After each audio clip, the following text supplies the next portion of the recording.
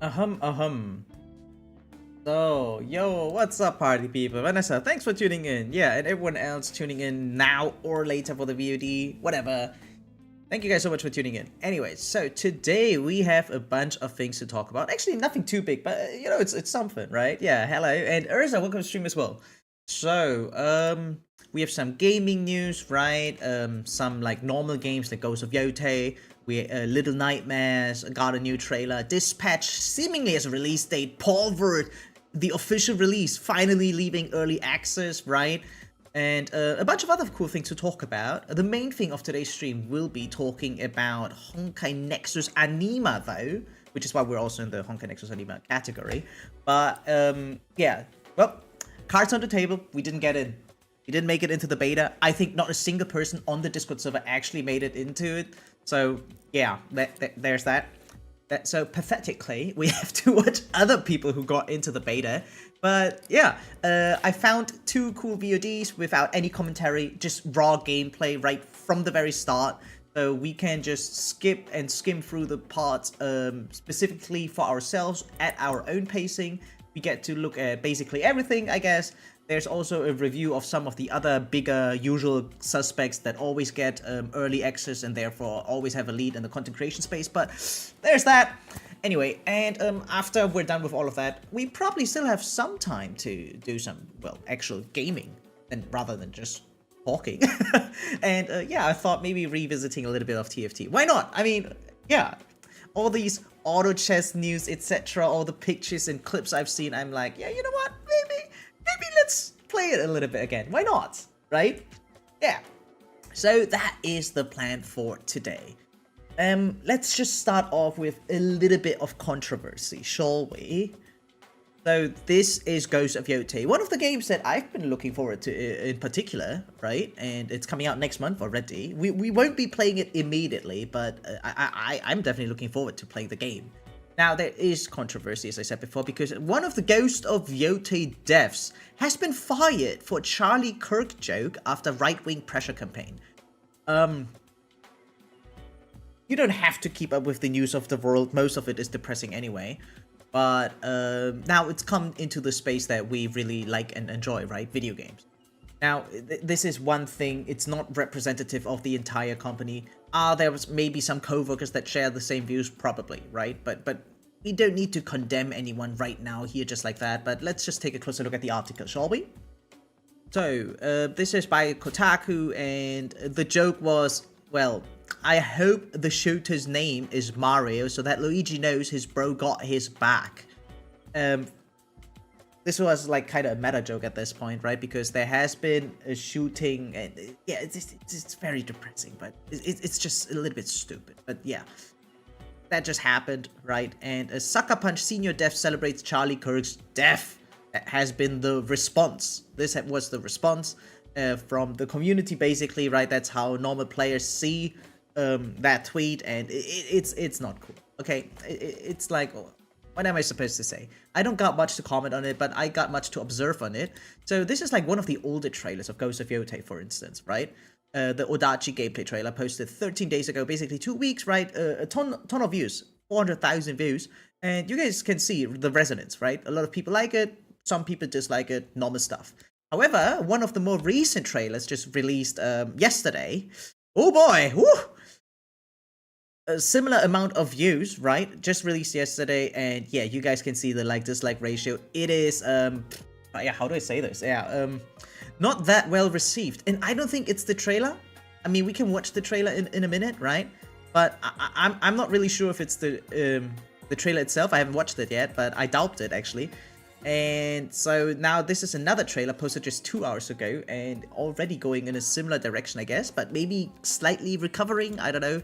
Internet never forgets, and somehow they quickly forget stuff too.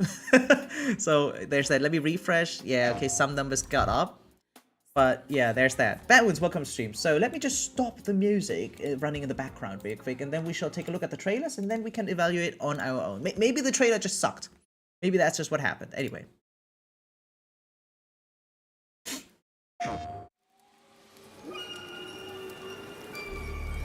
Overall, the game looks nice. I loved the first game, Ghost of Tsushima, right? Ghost of Sushi. And now we have this. Oh shit! Oh, that's brutal. Ooh, damn! Yeah, see, that's what we're asking for, right? Some cool samurai action with, well, shotgun, I guess. I mean, when is it coming out? The 2nd of October, so basically half a month left. Still the 1v1 boss fights. Yeah. Traversing, very cool stuff. I wonder how many new additions they have to the game, except for just new combat. Is there anything else that they improved, or did they just keep the formula because, well, it was very good already, very successful? To be honest, the first game still feels very polished up to this very day, right? Like, how much can you still improve? Without completely breaking immersion, I guess, right? No, but this looks, yeah, exciting, very fascinating even. Holy shit. So, yeah, you know what? I'm just gonna say it. By itself, this is a great trailer. Yeah, absolutely. I think it's easy to conclude that the amount of dislikes is really just coming from the recent controversy, right? Let's take a look at the comments. Yeah, you have no honor, Lord Shimura. Okay, yeah. I'm just here to look at the comments. It's more interesting than the game trailer itself. Yeah, that's what I thought. Sucker Punch's new marketing strategy: alienate 50% of your audience before the game even launches. Bold move. Let's see how it plays out for them. Rip Charlie Kirk and Arena. Yeah, so as you guys can see, this is not about the game anymore. One tweet of one developer can completely shift the narrative for how a game is perceived. Looks epic? I think so too. The game looks insane. I can't wait to play it, right? But now everyone is just talking about this shit. Pretty weird they didn't post this on their X account. Sucker Punch Studios made a game about preserving a culture from invasive ideologies while letting their own be consumed by one. The lack of self-awareness is breathtaking. Oh god. And see, again, this is one individual acting out. Now, we don't know for sure if the rest of the company shares these views or not, right? But that's what this is not about. People are already drawing their conclusions. This game already had controversy, now just added fuel to fire. From the studio that cheered the death of a father in front of his yeah. Yeah, so the the comments did not disappoint, gentlemen. I'm sorry that I'm laughing, but this is just a ridiculous situation, really. Let's see, what is... Let's look at the most recent trailer, okay? This is the dual katana gameplay 2 hours ago. Let's take a look. Oh shit, sorry, loud. Yeah, the standoff looks sick. Dude, after seeing that, I wouldn't want to engage anymore. That NPC is not even looking like she can't see me if I can't see her. But wait, you know what? Wait, let's... What is happening here? I was distracted from the sound, but... I like the idea. We have standoffs just like back then, but the dog is joining. Bam! Now that's cool. That's cool. However, what's not so cool is... This just looks odd, right? You guys can see it despite the webcam, I guess. That guy's just literally standing there like an NPC. Well, he is an NPC, but it almost looks silly how that character is just standing there, not moving an inch at first, and then, like, after a slight pause, just approaching, running into his death, right? And then you have this weird fella right here, just looking at the wall permanently, by the way. Like, that guy is not even, like, what is going on? What is that? That guy just keeps looking like, look, playing some more game. Yeah, enjoy playing Genshin. Yeah, thanks for look, appreciate it. Everyone just watching, right? Feel free to just lurk, right? Have a snack, grab a drink. We'll be talking here for a while. Yeah, and enjoy your night. Anyway, here we go. You see that? He's, for some reason, permanently looking that direction. This looks so goofy. It looks really bad even, actually. The rest looks insane. Like that standoff chain. Whew. Oh, brutal. I love the ice pick grab with the normal grab. Oh. Yeah, dual katana gameplay. That is so sick. We'll be back for the Honkai anime review. Yeah, looking forward to that part as well.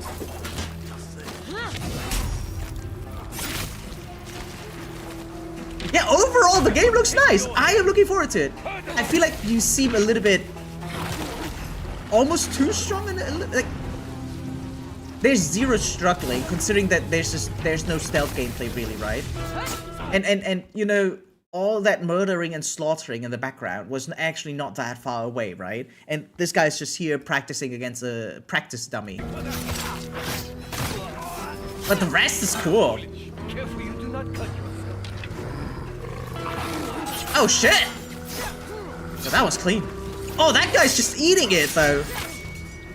Okay, yeah, that's what I like to see. Some fighting back. Yeah, you know what? I think it was almost too much of a barrage of offensive moves just now. And I want to see enemies retaliate more, right? So we are forced to apply our defensive options. So yeah, felt a little bit off, but now it looked cool. I mean, again, the first game was insanely good. So there's like a lot of benefit of the doubts here. Just given that track record. So sick. Yeah, no, that's just badass. So let's see. Again, a lot of dislikes, but still more likes. So the ratio looks already better, almost recovered in a way. And yeah, let's take a look at the comments. Again, it's just 2 hours, but there already are over like almost 2,000 comments in just 2 hours. What's going on here? Bots probably, but yeah. Regardless of what one employee said, I'm getting this game. Kirk was no saint anyway. Yes, yeah. He didn't deserve what happened, yes. But he doesn't deserve the idealization he's getting. He's kind of being framed as a martyr at this point, right? Yeah, I'm not gonna join that debate, I guess. But you see, the person who said that on Twitter got fired. And I think that's the reason the dislike ratio is now finally recovering. Okay? We had the previous trailer where it was very clear what happened. People just hated it. And yeah, now there's the news that the person who said that joke got fired. So yeah, I already know the comment section is going to be a minefield. I don't know about that. I think it's... yeah, firing the person responsible, I think that's a good move. Cleaning the blood from sword animations never get old. Indeed. Rip Charlie Kirk. I love how they are confident to releasing more and more gameplay trailers day by day. It's actually pretty solid gameplay. Yeah. You don't have to mourn him. You don't have to mock him either. You can simply say nothing. It isn't a high bar. Very true. Very, very true. Yeah, rip. Okay, you have no honor. Oh god. I'm just clicking on Ghost of Yoto trailers to see the comments. At this point, sure, but most are just siding with Charlie Kirk. That's what you get if you radicalize the people like that, right? And yeah, no, I think it's recovering. All it took was just firing that person. Okay, let's talk about other upcoming games without controversy. This is Little Nightmares 3, the most recent trailer, just posted 20 hours ago. The Necropolis demo, available now. Wait, so there's a demo to the game, and it's available already. Fuck yeah.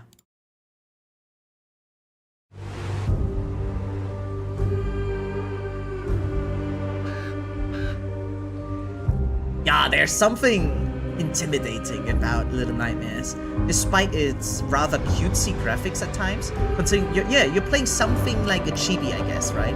It kind of goes like Little Miss Raincoat, that one, right? Forgot her name. So yeah, like just the art style of Little Nightmares has something cutesy about it. But the game itself is just so intimidating. Not even just by sheer horror, more like by atmosphere. Oh my god. Never mind. Sheer horror after all. Ew. Oh. Oh, shit.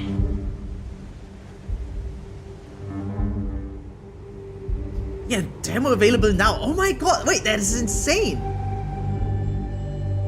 Dark 6 costume. Pre-order now to play the enhanced version of the original. I don't think we need that. Wait, but let me share that in the Discord. Wow, that looked incredible, guys, really.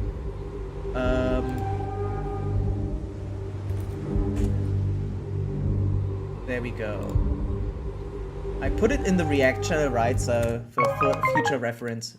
anyone cares. Hey, Sparkle, welcome to stream. Oh, Sparkle, you missed the controversy part. Now you're just here for the normal game trailer part. I hope you don't mind. Though I think you would have loved the controversy part, actually. Anyway, so another game that I've been looking forward to a lot, alright? This is Dispatch, and they finally have a release date, as it seems. This was posted only 3 hours ago. Let's take a closer look, guys. So, Shroud dupes you into a trap where he destroys the Mecha Man suit and puts you in a coma for months. Damn. I didn't hear a question in there. Does this mean you're finished? Nice. Up next, is Mecha Man a mecha quitter? Figured my story would always end in that suit. That narrative design is just so good. It's time for you to accept that you don't got it anymore. We need you behind that desk to help actual heroes. Now, get your flat ass off my bench. Oh, I'm so excited to just experience the story. I barely care about the gameplay. It's just the story I'm looking forward to. Got it. I need you guys to focus. Oh my god, the puzzles look insane. The management has been fun in the demo. Bound to bother them. Yeah, if you think it looks interesting, there is a demo available right now. That's you can not play how it already. bees work. But if we kill the queen, we rot the hive. You would do that. Kill Shroud. Wow. No, this looks awesome. The cutscenes, everything. Tales from the Borderlands has also been one of my favorite Tales of, by the way. You want to get people hurt? Get people killed? A real hero puts their ass on the line. Come on! Yo, this is just an adventure you get to watch together. The answers are out So there cool. if you just listen to the wind. The dialogue options are just awesome. My god, and have you seen who's playing him? Aaron Paul? Jesse Pinkman? Anyone? For sure, this is more than a game. This looks like a fantastic experience. I know, right? Wait, I missed the release date. What did it say? Next month! Oh my god! Wait, we'll be playing that in less... No, not less, but in 1 month! Oh my god! So I did play the demo. If anyone's interested, the VOD is still on YouTube, right? You can just type in Dispatch like in the search bar and vow meet, I guess. But yeah, or play the demo yourself, right? See if you like it. I'm ready for this game. But no, I'm down bad for superhero stories.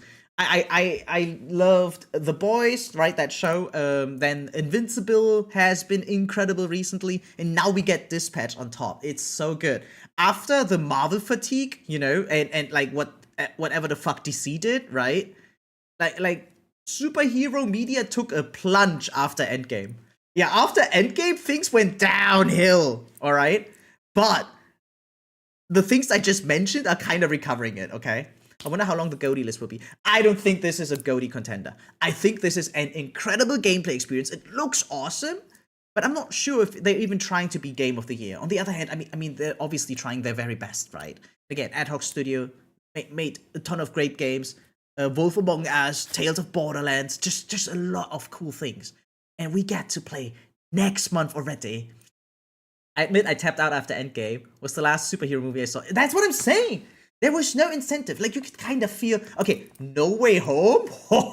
okay, No Way Home, just for the novelty. But other than that, I think the Loki series, okay, you know what? That season 2 finale of Loki, goosebumps, sheer goosebumps. My god. Okay, you're so right. There are some gems. Loki season 2, I thought they couldn't. I thought they would not be able to trump season 1, but my god, they did. That ending, you're right. You're actually so right. I know there were some good Spider-Mans that I missed out on. Oh, you know what? I really recommend you watching No Way Home. You can even enjoy that one in a vacuum easily, now that Spider-Man 4 is right now in production. But yeah, Dispatch, 22nd of October. Again, the demo is available. or if you want to, you can just watch my VOD, right? But let's move on to other exciting news. We have Palworld 1.0. For those that don't know, the game has already been a huge success, but it was officially only in early access. Very apparently so, by the way, right? But now they finally declare their full release. Version 1.0 is about to hit the market, and they're also talking about the future. It's almost a 5-minute video. It's also very interesting to see what, I don't think they're actually going to mention anything about Nintendo, obviously, but people are worried about Palworld. They have been widely successful with only an early access, and then they immediately got under the radar of Nintendo, obviously, and yeah, now I just want to see where are they headed to. Let's go. Hi everyone. Today, I'd like to talk a bit about the future of Palworld and Pocket Pair. Okay. But first, I want to extend a big thank you to you all. Thank you so much for your kindness and support over the last 20 months. It's been 20 months already. Wow, I can't believe it. I mean, I can believe it. By the way, guys, I have an awesome Palworld video myself, okay? I'm not sure if you've ever seen it, but I really highly recommend it to you guys to maybe go watch my, like, whenever you're bored in your life, all right? But like, what did I call it even? I think I call it like what Nintendo never gave us or something. Like, do I just type in Palworld? Please let me find it. Oh yeah, there we go. Okay, so I would highly appreciate you guys checking the video out. I had so much fun playing Palworld. It's hard to believe that it's already been nearly 2 years, but here we are. And now finally, after so much time, version 1.0 will be there. We'll be playing it. I'll make a server. You guys can join. We'll enjoy it for like, what, a month or two, right? And then we move on to the next hype thing. But who knows? It truly means the world to us and motivates us to work even harder to make better and better games for you. Desperately needs a way to generate more income. I hope they find a way. Things are going to be a little different from here on out, and we want to take this chance to explain why. But okay. Don't worry, it's not bad news. Woo! Okay. Oh, I'm excited. Since Palworld's release, we've shipped 5 major updates, each adding new mechanics and improving the game in various ways. Version 0.2 introduced raids, a feature many fans have enjoyed and one we've continued to Very expand. cool, by the way. Version 0.3 brought the first new island, Sakurajima. The Terraria? Yeah, that has been announced a while ago already. That crossover. Version 0.4 shook things up with Fabric, a large new landmass, new faction, new pals, and many new mechanics. Version 0.5 brought crossplay to Palworld. Finally, yeah, that was big. I didn't even get to enjoy that yet. Play together. And finally, version 0.6, Tides of Terraria, yes, was the long-anticipated Terraria collab, accompanied by many more quality-of-life improvements and new features. Yeah, but just look at this. I highly recommend the game. It is such an awesome experience. Solo, but even better with friends While in we a have a lot group. of ideas for where we want to take Palworld, we also need to start thinking about Palworld 1.0. Yes! Beyond just adding new content, there's a lot of cleanup that needs to be done before Palworld can exit early Oh access. yeah, so no matter how much I glazed the game, there was always something about it that was kind of clunky, okay? It is kind of, how do I say that? It's just not perfectly smooth, alright? Never has been, but it was so easy to forgive them because the game was just so fun. It's no secret that Palworld has a lot of quirks and jank, and we want to take the time to properly address those before releasing the game. With that in mind, we plan to start that cleanup this year. Okay. Our goal is to ultimately release Palworld next year. Okay, alright. And we think taking the time now to fix those problems will ultimately lead to a better game. I wonder, I almost expect a near AAA quality from what I've seen thus far if they tell me that they're really going for polishing only now. If their real main priority is polishing, I think this will be an insane game because everything else they already have. I don't think everyone is asking for like, oh, add this, add that. No, everyone just wants them now to just make everything feel clean. And if they nail that, who cares about Pokemon Pokopia? That Minecraft rip-off bullshit thing for $80? Nah, this thing right here was like, what, $30? Okay, and you have crossplay. Yeah, what else do you have? Live service updates. Okay, this is just a very big thing. So, what does this mean? It means that things will be a little quiet from us for the rest of this year. I don't mind. I actually don't mind that. Yeah, just clean it up, boys. It also means our winter update won't be as big as Fabric was. Okay. We hope our players understand that we're taking this extra time to improve the game. I insist. overall. I insist Now, on that. That said, it doesn't mean there will be no updates. We still do have a few surprises planned for our winter update this year. We just want to be transparent about where we're headed and the development of Palworld. This is how you do it. Communication with your audience. Is not slowing down or scaling back. Quite the opposite. Palworld 1.0 will be a major milestone. Yeah, for us, fuck the and we have lawsuits. a truly massive amount of content planned for the 1.0 update. Rather than rushing it, we believe that laying the right foundation now will lead to a better game in the end.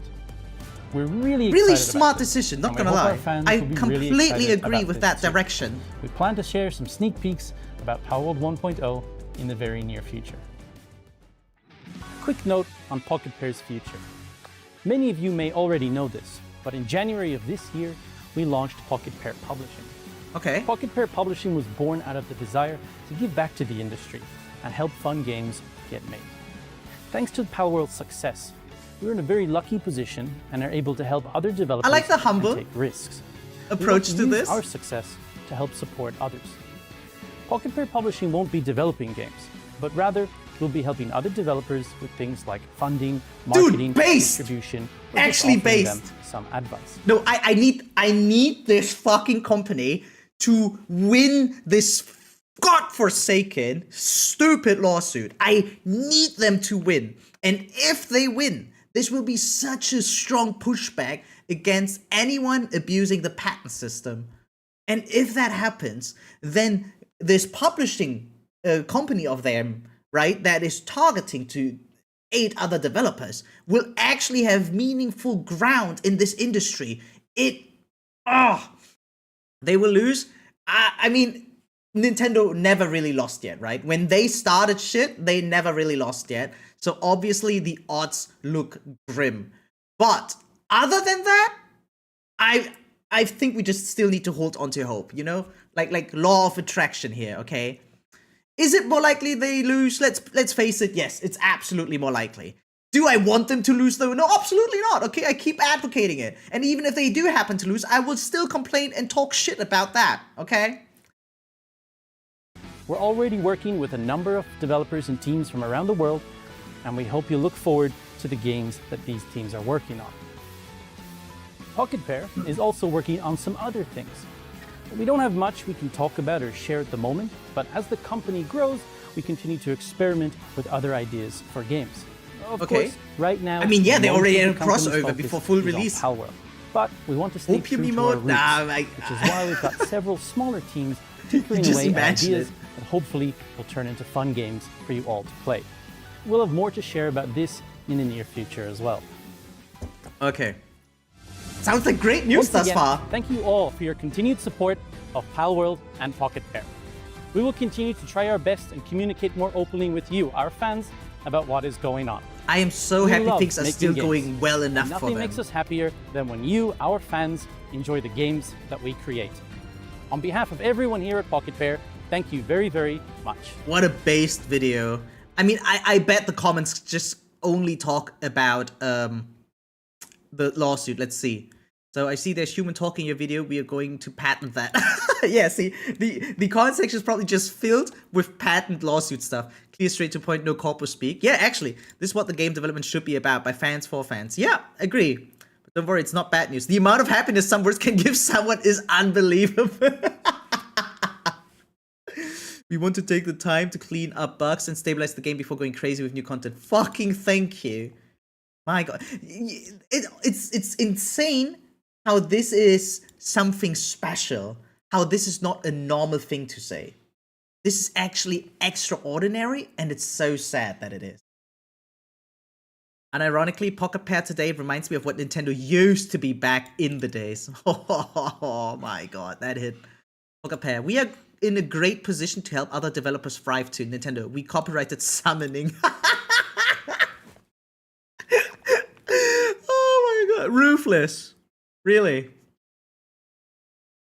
Yeah, Palworld does what Pokemon doesn't. Keep kicking ass, Pocket Pair. Really, I really want these guys to succeed. Just don't let Nintendo bully you into submission. They want this game gone so desperately before the new Pokemon comes out. That is why they play so dirty in Kurt right now. Absolute fatherless behavior. No, that's the problem. It's not fatherless behavior. This is when you're like, with too many daddy issues, I dare say. Because the problem is, it's old dudes, right, in suits running this company, and then they just take in their sons into the company, and they inherit that literally evil spirit, all right? It is so bad that Iwata, when he passed away, didn't have, like, a true successor to him, right? Just got like, those two weirdos assholes, right, who are trying to run the company into the ground only for a profit, right? I mean, there's no way to sugarcoat it. You should be careful, you kind of did a Nintendo motion there. I wish they would just directly do something about it. Same happened with Disney. Yeah. What about buyer's remorse? I don't know. We don't talk about other videos. But what we do talk about is, see, there's another video, or not like another video, another company that is supposedly in Nintendo's crosshair right now. I think it's a bunch of bollocks, all right? I don't think Nintendo would ever touch Hoyoverse, ever, all right? That's why there's no Genshin on the Switch. Even though they promised. But yeah, no, like, the makers of Honkai Nexus Anima, right? We're getting another creature collecting game, this time as a gacha, all right? And it's by the ones who made Genshin Impact. And they just brought out a new trailer today, and the open beta, the closed beta started today as well. And we'll be talking about that. We'll be taking a closer look at all of this, right? I got some VODs prepared so we can skim through some things together, right? And yeah, there are some sources claiming that Nintendo might sue these guys. And again, won't happen is my claim, right? Because obviously what they're trying to do is abusing the patent system and trying to drown others in litigation. And that strategy itself already basically admits that they don't have any grounds. Like, the patent does not hold up in court. Everyone knows that. But the way Nintendo plays it is that they just drown the opposition in legal fees and therefore just force them to settle early on, right? They never get to fully defend themselves in court, and that's why they lose. But if a company makes basically as much money as Nintendo does, right? Okay, they don't make as much money, to be honest, but they make billions. Okay, they make way more than Pocket. What is it called? Palworld. Okay, Pocket Pair. They make way more than that, and I don't think it's viable. It's not a viable strategy. I mean, there's a patent on summoning. Do you see Nintendo literally suing everyone now? No, they're suing just one company thus far, one, and that's it for now. Right? There might be some others too, but you bet your ass it will only be smaller. Okay? It will only be smaller companies that they're targeting. They would never go after someone as big as Hoyoverse. You're not in beta, but are you into TFT? Yeah, I'm a multiple master level player, right? Like, wait, I can show my account, right? I'm not the most active player. Right now I'm silver, but I played only 7 games this season. Right? Like, when did I play? Like, season 14, I didn't even play, right? Like, I have 1 game. I think I played season 10, for instance. That was master, right? I actually, even, you guys can see, I hit grandmaster, but then DK hit. This is, like, when you don't play, you just lose your rank, right? Where else? Set 6, I was master. I think set 3, I was also master. No, diamond only. Almost master. But, oh, no, it's 3.5. I finally hit it, right? Nope, never mind. Not even there. Okay, I'm just a fucking noob. Never mind. But I do play TFT a little bit. I'm not the worst, but I'm definitely not the best either. So yeah, I didn't make it into the beta. So pathetically, we have to look at other people's VODs. But before we do that, let's hop into the trailer, shall we? Claire, over here. Cheese. Sorry, it looks like rain. What? I really should be going. Huh? Oh, Wait, but I'm confused. didn't she bring umbrella? Okay. Dude, the music hits so well You already. made it back. After all, we both know you hate getting wet. Empty social battery, social awkwardness, totally relatable, guys. Rain, just go away Dude, this already. could be an anime. Play outside once it clears up, okay?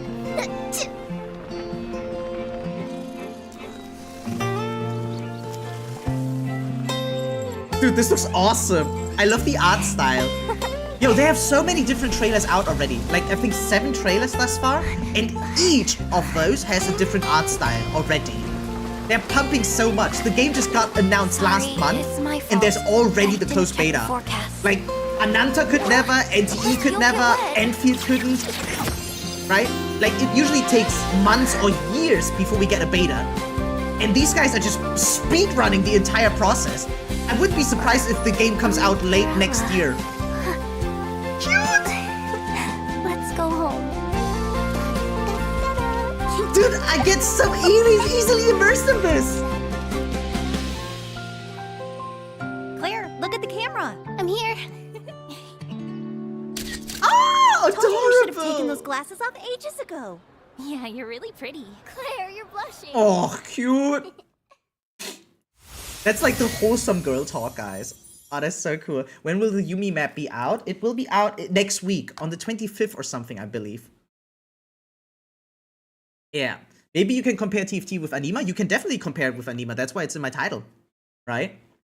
Is Ananta still alive? I don't think Ananta is still alive. No, I'm kidding. It's definitely still alive, but like the competition is so strong. I think they went back to the lab, right? And trying to figure out things. Yeah. Last statement ruined. Glasses are good. Dude, actually so agree. I wish we had more characters with glasses in Honkaiverse, right? Like in Star Rail, in Genshin, ZZZ, I don't mind. I don't care any. Like, I love anime chicks with glasses, not gonna lie. Okay, I also think hoyoverse is smart enough to avoid Nintendo anyways. I mean, this is not about being smart, right? Let's say, I mean, this is a creature collector game, and the patent that Nintendo has filed is so broad, it's so absurdly convoluted in its wording, it can basically sue almost every game in the world. Like, Nintendo could technically sue everyone with that weirdly phrased fucking stupid patent, right? Like, you're not safe just because you made it different, okay? They'll find ways to find similarities. That's the problem. We all know there's no Genshin on Switch because the Switch cannot handle it. But there's no Genshin on Switch too either. Ah! Oh! Yeah, no, we have Veld, we have Yanagi. We have several characters with glasses, but I want more, and especially waifus, but that's just me. That's just me. Will NTE jump the gun again, like they did with the last game? I mean, first of all, you can shit on Tower Fantasy as much as you want. It still made a profit. That's like the first thing. And second of all, yeah, making bad games is sometimes part of the process, okay? You might learn from it and make something better. We did play the NTE beta, right? If anyone's curious, the VOD is on the YouTube channel, right? Let me post the link real quick. But the beta itself, like the one I experienced, okay, it didn't feel captivating enough yet. There have been other betas that we already played on this channel that have been way more fun, way more polished as well. I mean, this is not NTE's first beta either, right? And still, it felt clunky as fuck.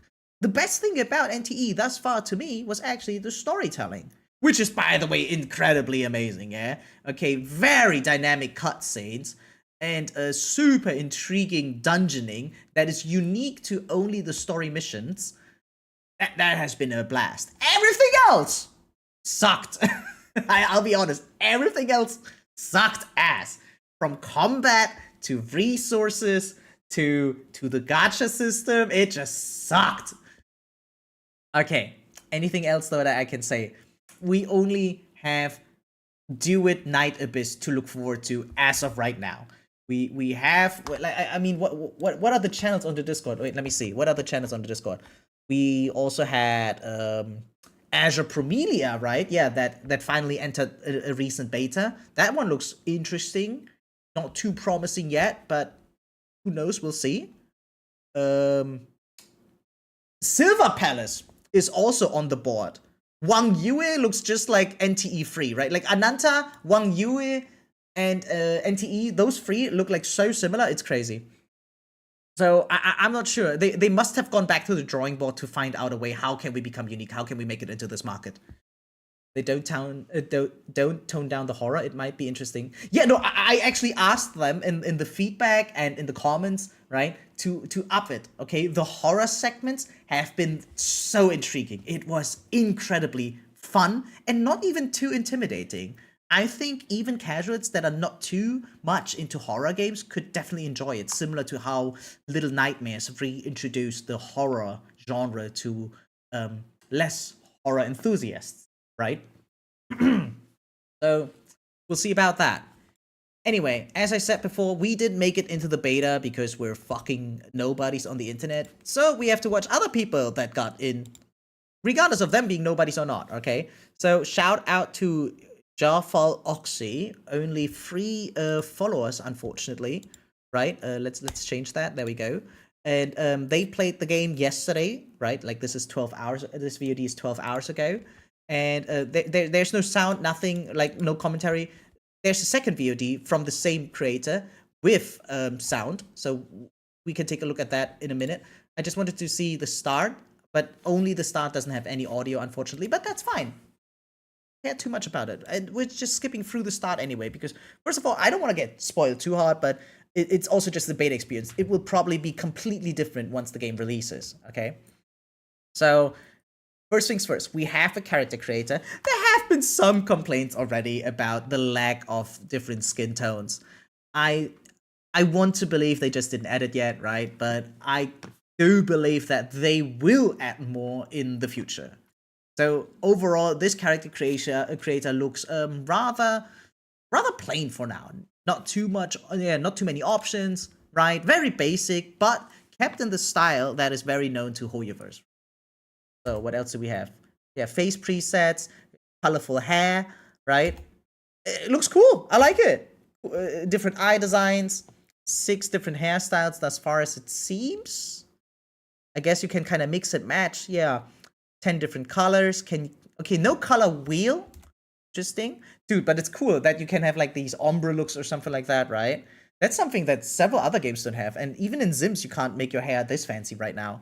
Unless you have like certain DLCs or so. Don't worry, they will add green skin tone next. Who knows, maybe. Maybe they just add a color wheel and you can do purple or something. I don't know. Okay, we also have, yeah, eyebrows, 3 different options. Cool, they almost look all the same though. Yeah, some different eye shapes. Very nice. I like it. It's so nice. This is what I expected from Genshin Impact back in the day. That we will have the option to, like, you know... Oh, yeah, I'm sorry. I'm not making it full screen, but yeah. I thought I could customize my character like this in Genshin. I expected that. So there's 2 outfits already. Kind of cool. Looks nice. And I actually do think it's interesting that we have yet another protagonist. They don't need to do it, but they have it. And so there's something else interesting. So what is this? Strength points. Like you have skill points, I guess. Unlocks strength dialogue choices. Unlocks additional strength info. Oh, wow. Unlocks charisma dialogue choices. Okay. Triggers intelligence-related adventure events. So it is actually important how you skill your character? Oh, wow. Are we getting custom MC in Genshin for UGC? Yes! Yes, they already showcased, right? Like, it's part of the trailer. They show that you can have your own... that there is a character creator for the UGC. Do you pay for MC cosmetics? Potentially. I mean, they're going to monetize it somehow, right? Similar to how Roblox is doing it, I guess. And there will be probably monetization for certain assets and similar of the sorts is what I expect. So what else do we have? Okay, attribute template. Yeah, you have 10 skill points that you can apply into strength, charisma, or intelligence, as it seems. Very interesting. View definition and appraisal. Okay. So there might actually be like recommended guides or something at the start of the game telling you, oh, skill everything into charisma. You will be able to unlock the most broken dialogue options like that, which will give you more advantages once you get into the gameplay, which is like a rip-off of a, what is it called? TFT, right? So what else can we offer? Okay, loading screens, definitely. So let's skip ahead. Once you have your character, what will happen? You still have Brett hat, right? 39 sovereigns, so there's some lore. We don't need to get too deep into that. And what is the game throwing at us at the start? Okay, one of the anima, as it seems. Okay, you have like, there's like battle skills. You can rename them. Okay, so you can really like personify it, right? Exploration abilities. That's so cool. So yeah, they come with one battle skill and one exploration ability, each of them. Like riding, flying, that kind of stuff, right?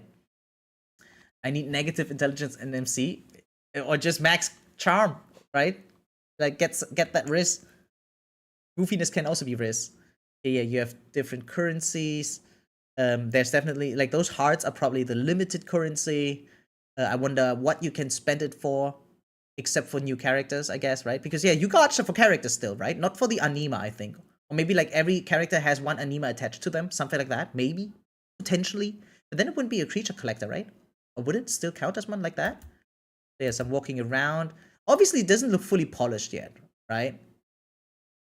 But the lighting logic looks like the same as, like, I guess, Genshin or Star Rail. Okay. So there's some more dialogue to be done.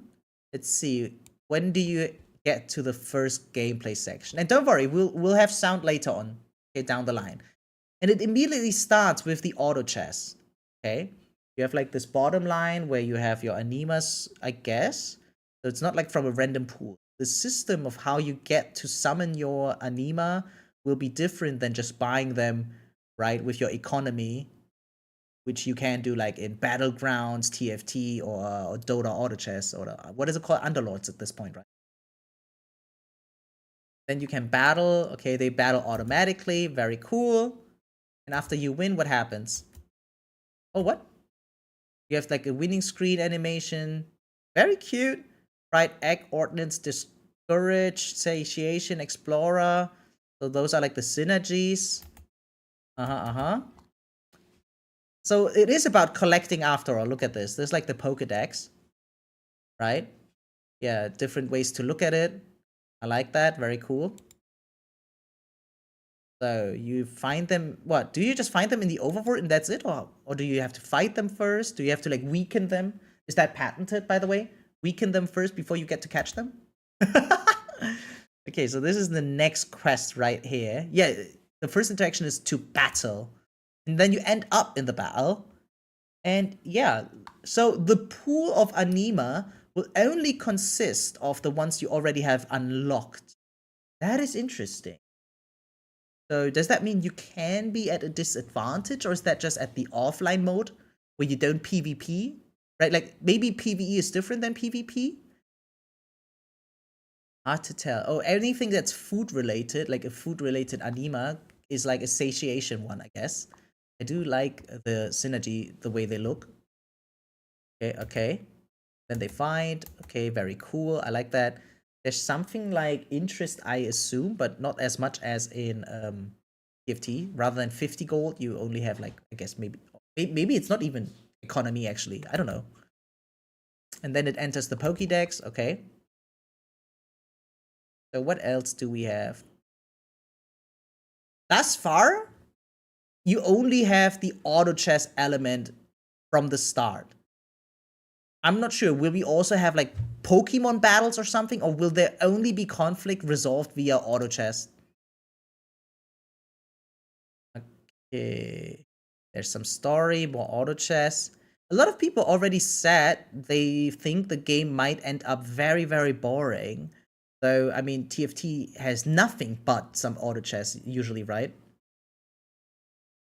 Okay, there's like some school, like, yeah, some story going on, right? Some school dorms, as it seems. But let's get to the section where we do have sound. Here we go, okay? Perfect. So you don't only play your own character, right? You also get to play the ones that you pull for, I guess, right? This is someone with Kiana now. What else do we get? The location looks awesome, by the way, though. I like that. Get to train them. This is like with minigames and stuff, right? Yeah, maybe the farming is all just minigames. That would actually be a great thing. Okay, that NPC is waving forever in the background. Okay, let's skip ahead to the first thing where things change, right? So yeah, you can interact with NPCs for story, plot, I guess, and stuff. But it usually links to the next battle. And in the PvE section... Okay, you know what? Let's analyze the UID first. No, not UID, the UI. Okay? So you have up to 3 different characters in here. They're supposedly providing buffs whatsoever. So you will have like different settings than other players, as it seems. How balanced they'll be, that remains to be seen, right? But I assume as long as you're in PvE, you would just enter like pre-made fights, right? They're already at level 6 basically, have like 6 anima in there. You have a pool of 7 as it seems. I'm not sure if you can get them like 2-star, 3-star. There's some leveling going on, like they're all level 10 as of right now. That's all I can deduct thus far. Yeah, there's all these stats like defense, magic resist is what I assume. Crit damage potentially, right? Hard to say what this is. Different damage types, I guess. Yeah, infinite time in PvE, obviously. There's no rush. You can take your time. You can make a strategy, whatever you want. Or you change into another character. Interesting. Yeah, fighting looks like any other auto battler. It's white shield? I assume so for now. It doesn't look crazy at all, right? Thus far. Not too many sound effects yet either. There will probably also be like more variety for the music is what I assume.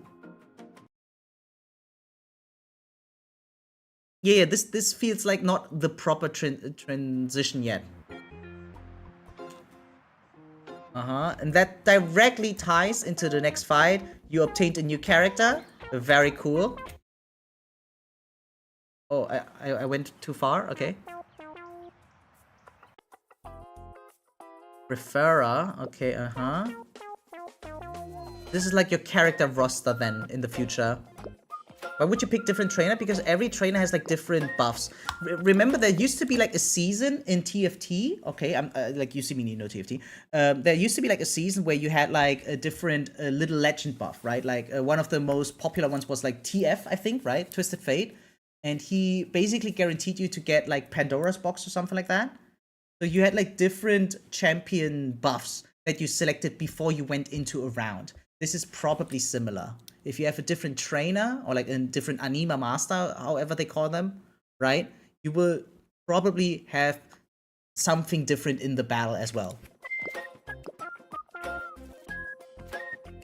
Yeah, there's like also different opponents and stuff, recommended level, rewards. And yeah, this feels really like the PvE mode, similar to, you know what? That just now looked similar to like the Game Boy game for Pokemon TCG, if anyone played that. Very cool. A lot to learn with character lore, background knowledge, etc., right? This looks actually intriguing. Won't Gacha be a pain then? Not necessarily. It really depends on the impact. If we're talking about, let's say, global passive of castorice is so irrelevant to most people who have her, right? Like, probably out of 1 out of 10 situations, you might experience the castorice buff, the global passive of hers. So if it was like on a level like that, where it barely impacted the game, then it's totally fine. But if there's more than that, obviously that's not fine. or maybe in PvP, you will have access to only a certain amount, right? It could be balanced out like that. There are many angles how to balance PvP in a gacha game, and there are many ways for them to fuck it up if they don't properly balance it, yeah. If there's no player interaction during the auto battle, then there has to be some randomness element. Very true. Now that you say that, yeah, you don't have like a random shop, right? Unlike in TFT or any other auto battler. Yeah, there's no shop mechanic. You only have your own roster, making it more like, I don't know, Clash of Clans or something, I guess. Remains to be seen. Remains to be seen. Let's move along a little bit further. But yeah, you have minigames. Wait, you know what? Let me go back to the start of the minigame so I can find out what purpose it serves. But I do like it that there's more than just auto chess, okay? And we've already seen from the trailer there are like at least 4 different minigames thus far. Okay, this should be it. Yeah, you wouldn't want a game like this to be solved too quickly, right? If it's like a strategy tactics game. So you have your different anima selected. Okay, you can enter the track field. Then what? The mission right now is to raise your membership level. Let's see if we get an UI that it tells us. Anima adore you. Okay, head to the track. Sign up. So you select one, and I think that's actually training your anima to increase the level or something. That's what I suspect. Let's see. It's cute. You know what? It looks so endearing, not gonna lie. Hey Jeremy, welcome stream. So there's like items, buffs. Is that a bad thing? That looks like a bad thing. Okay, it doesn't look difficult at all yet. Oh, what the fuck? Rude? Yeah, who needs Mario Kart? Watch them sue everyone with a racing game. Ah! Okay. And there's 2 laps you need to run. Damn, okay, you can get stunned. Oh my god, wait, that looks tough. Demo 2 Sonic 1 came out today. Oh, I heard! Ooh, I'm definitely gonna play it. So many demos came out today. Little Nightmares 3 also got its demo tonight. So exciting.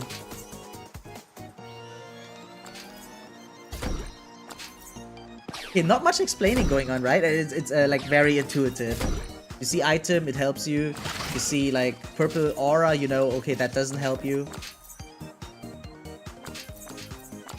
It's cute, but I can see it becoming stale quickly if you only play it like solo. Now if there's like with other play, yeah, I do believe. Oh my god, the main point of Honkai Anima will rely on multiplayer. Most of the things we've seen thus far become really stale quickly if it's only PvE.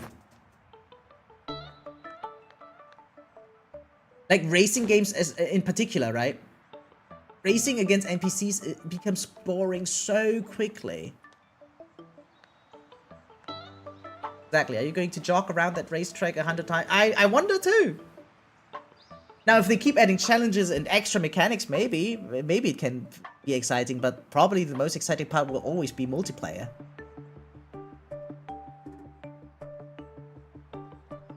Okay, dialogue options. And you guys can see right here, this is like a different battle option, right? So I assume there will also be even more options depending on how you skill your character, like with charisma or something like that. The rival system in Sonic seems to mitigate that problem a bit. Okay, that sounds not too bad. I'm not sure how the rival system works yet, but anything that helps, right? And then you join yet another fight. I think it's the song, by the way, guys. The song is like so chill. Like, this doesn't feel like a fight this way, right? It really just feels like chillin'. But maybe that's the intended design. And yeah, you just put in a bunch of your characters and you really hope they work out. You read the buffs, you know what they do, and then you say, good luck! So there's something like a tree or something going on here. It's probably an indicator of your synergies, right? Yeah. Definitely an indicator of your synergies. You also have items, but you don't fuse them as it seems. Your character also ends into the battle in chibi, but not the MC, by the way, only the animasters, right?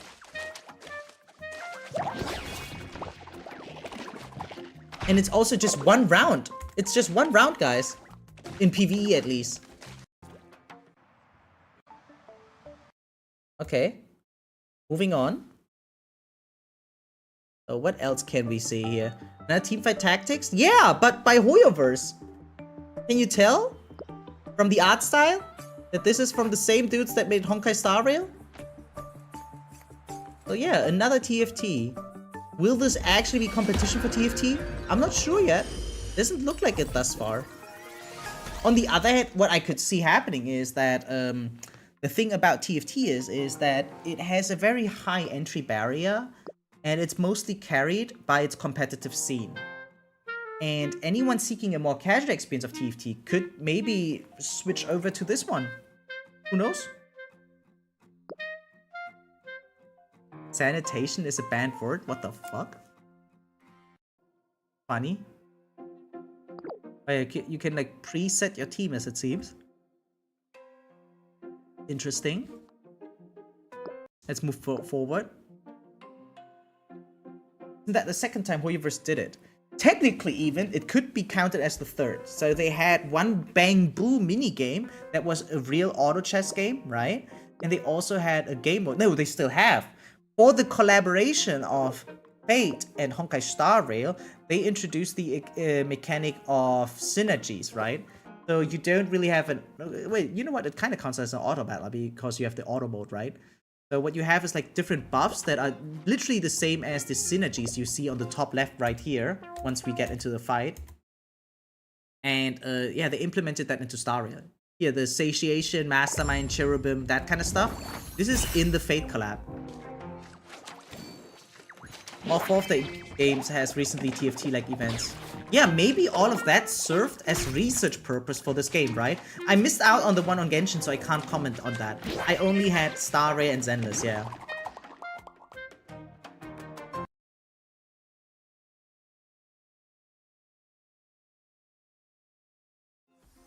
So, what they're really trying to avoid, at least in the PvE section, seems to be that, how do I say it?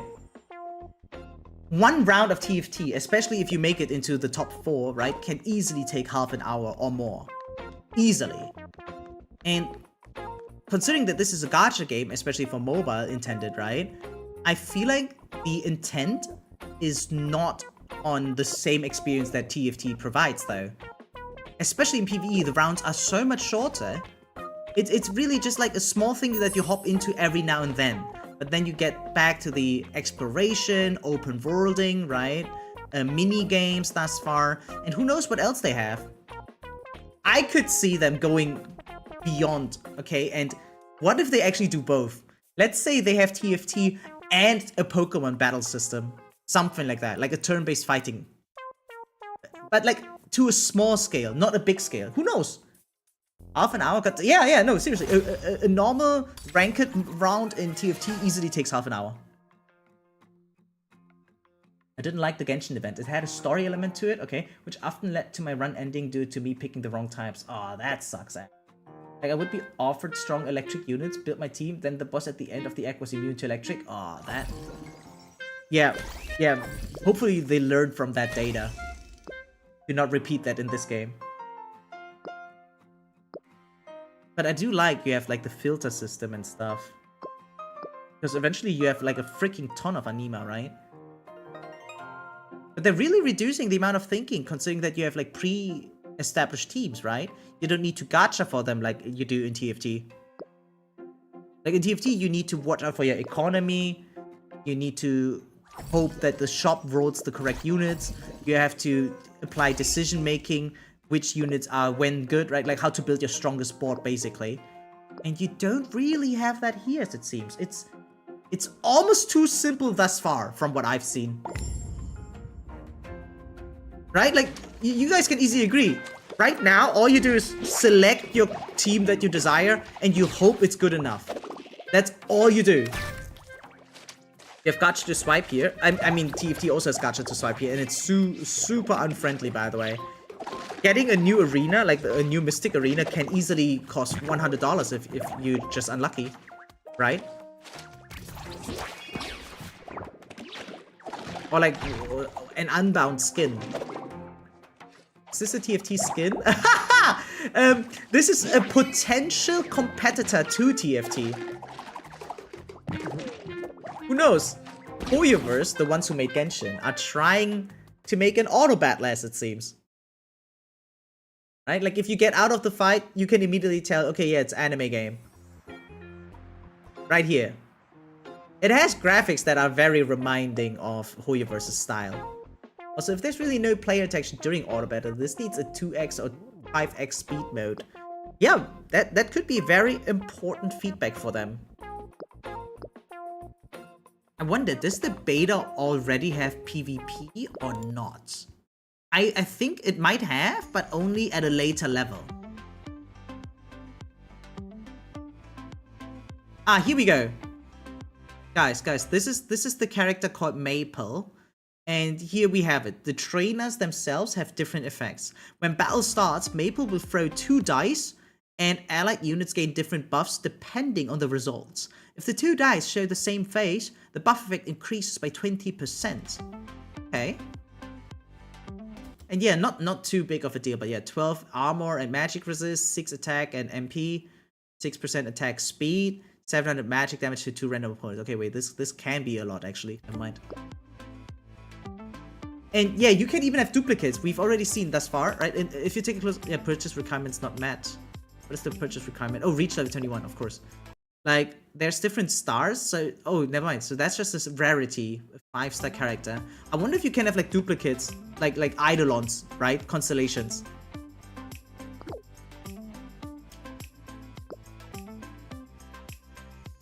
But guys, you see that, right? You don't gacha for the characters, at least in the beta thus far.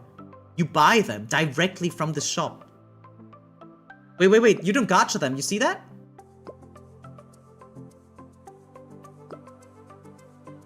Oh, outfits, actually. Yeah. So monetization on skins and stuff. I actually like that. That's cool. We have so much data from other games and assets that they can develop several games. Yeah, I mean, they already made so many. I wouldn't be surprised if they one day make, like, a tower defense game, right? Or similar. They have potentially data for all kinds of genres in the industry. With all those mini-games that are sometimes making their way into the game, they made a Vampire Survivors game inside of Zenless Zone Zero for free, and it's a very elaborate thing. There have been tournaments around that game, right? With over, like, 5 digits prize pool, just by playing Bizarre Brigade, right?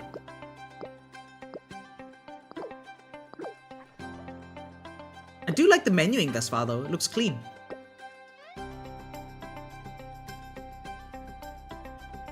Oh man, let's make castorice's argument. Game will be ruined because endgame will rely on you getting doubles on your dice roll.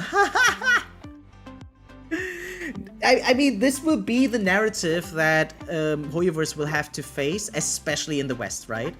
Like, global passive has barely been a problem in the in Asia, but it has always been a big problem, like, in our side of the planet. Even though the reality is, no one cares about castorice right now, right? Everyone, literally everyone who has castorice, right, doesn't really feel any impact of a global passive. People said it's going to be to break the game. They're going to quit because of that. Never happened. Honkai Star Race CBT1 and ZZ CBT1 also have no gacha. Okay, so maybe the monetization system is not finalized yet. So there might be gacha in the future, or they could go the route of do it Night Abyss. Just remove gacha in total. That is so insane. And maybe for this type of game that has PvP, maybe they do it. They can now watch and quietly observe Do It Night Abyss, see how they're doing, and then figure out a new monetization system. Or maybe they completely copy TFT.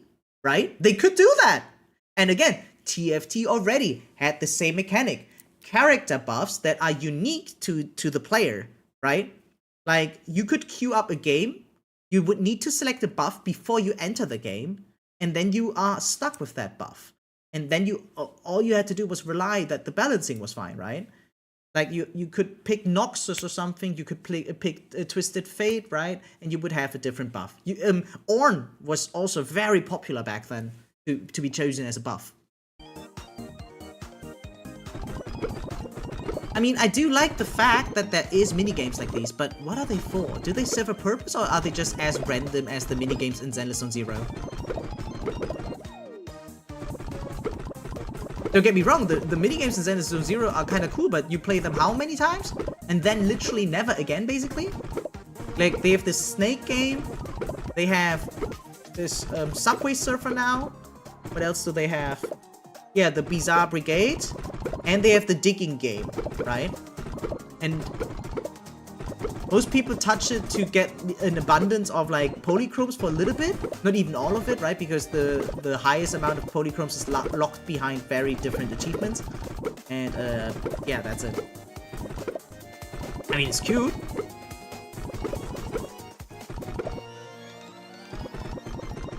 Is it infinite though, by the way? I see no time limit or so. Right? Like, I see nothing. No goal? Or is it like, it just keeps getting harder and if you get hit, you die? Or something? Challenge complete. Oh, okay. No, it's not fully fleshed out yet, guys. It is just there for fun. Okay. So this is like ZZ Arcade for now. Well, there was a reward just now. You got a reward, right? Something small. So that was actually kind of cool.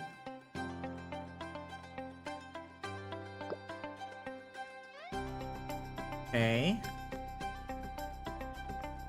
Then we do another battle. Yeah, you join the battle. You have your Ani Master. You can even select others. Okay, cool, cool.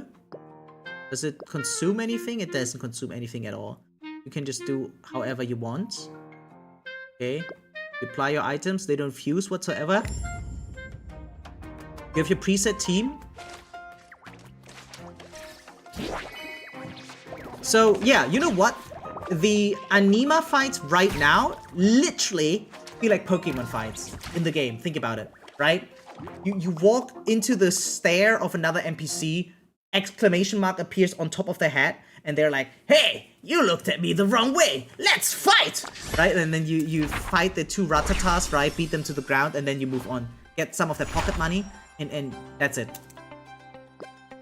That's how the NPC fights feel thus far right now. Literally like Pokemon fights.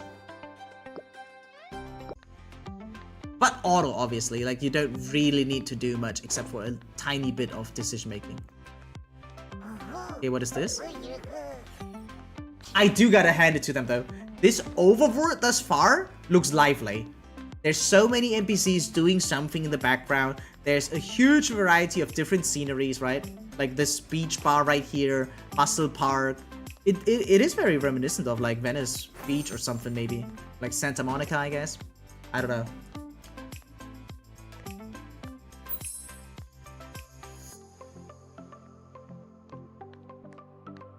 Can find some anima in the wilderness as it seems. Beware of the tall grass. Yeah, it's fightable. Okay. That's the map thus far. Looks rather big, actually. For a beta, especially. It's not small, at least, right? This is already bigger than anything that we've gotten in Zenless on Zero. Lumina Square? Yeah, fuck that shit. Don't get me wrong, I actually love Lumina Square. But I think there's not enough to do. Okay, and then you have different areas to see where you can get which anima, I guess. Like unlocking them, etc. Okay, quick travel, obviously, even though you can fly and stuff, right? Oh, first look at honkai and anima. Yeah! We've been actually quite at it for a while. Oh, we've been talking about tons of exciting stuff, guys. We only just now started with anima, actually, but it's already been like over 20 minutes now.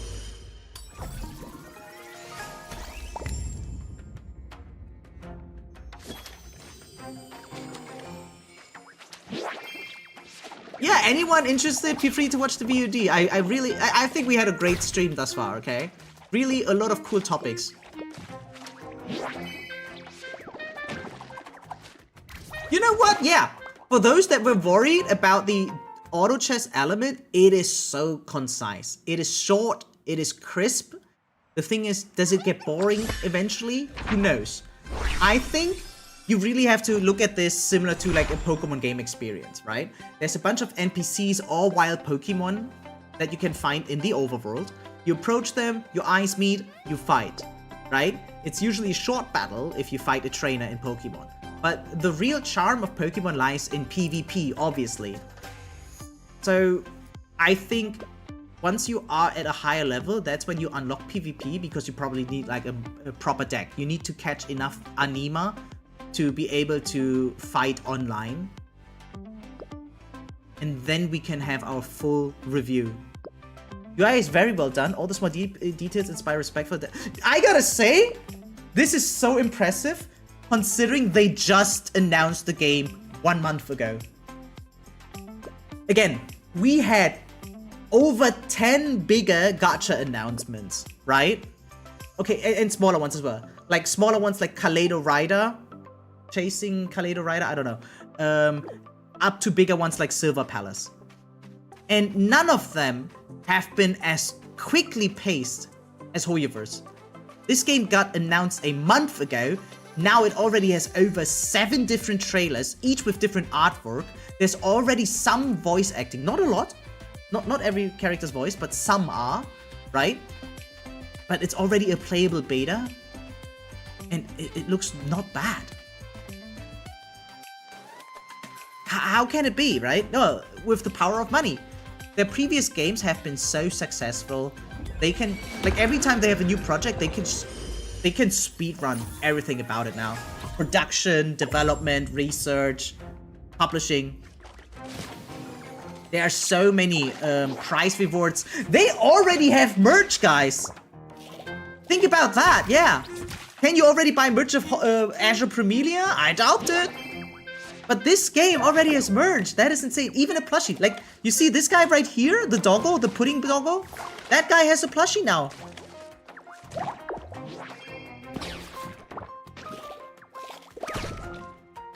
Yeah, wait, let me show you that Twitter page. Let me show you that Twitter page, actually. Boop. There's tons of, like, raffles that you can join already for the game. Actually, every post is there. Right now, here. Prize raffle for follows across all platforms. Let me send you guys the link. And here we go.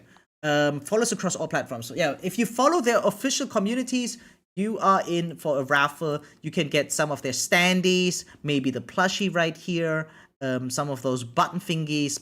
What is that? A poster or postcard, probably, right? That is insane. It's so quick already. Yeah. New trailer. What is this? Normal gameplay trailer. Gift cards, USD. You can get some. They're posting basically every second day about a character or about a new anima, right? And yeah, now granting access to Nexus Bond testers. This game is on fire, and it literally got announced like what, 3 weeks ago? Let's see. Like officially announced, right? Here, August 28th. Yeah, that's barely 3 weeks ago. That's when they finally announced it. Now, okay. The first mention of the game, the very first mention of the game was during the Staria Live, which is like what, in May it was, right? Like it was in April or May, right? Which is like 4 or 5 months ago. But after that, from the first, like, yeah, from there we already had the first trailer here and everything else that we just looked at. I'm tempted to get Trigger's W engine. I can definitely recommend it.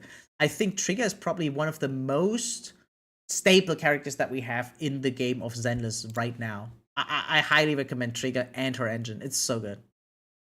How does the auto battle work? Seems like the fight starts with your pre-build. Yeah, think about it more like you have to see this as Pokemon more than you have to see it as TFT more, okay? You go around the overworld, you get to battle trainers and wild anima, alright? And then you catch them, you make your team, and then you join the next fight, right? Yeah, this is like a wild Pokemon thus far. And you just go in and you spawn immediately with your team that you pre-assembled. At least in the PvE. We don't know yet whether it will be different for PvP. It will probably be different. Maybe the release is closer than it seems. I hope so. Again, just looking at this, there's a possibility, like there's a non-zero chance this game could come out next year already. And that would be one of the quickest releases in the gacha industry ever. From announcement to release would be less than 2 years, right? If it releases next year. What is the core gameplay then? Thus far, I can't tell yet. Honestly, there's some exploration going on. You have mini games left and right, like shooting mini game. There was a racing mini game. There's a whack-a-mole mini game. There's a collecting feature, obviously, right? Like filling the anima decks. There's skins for the anima, by the way. Isn't that insane?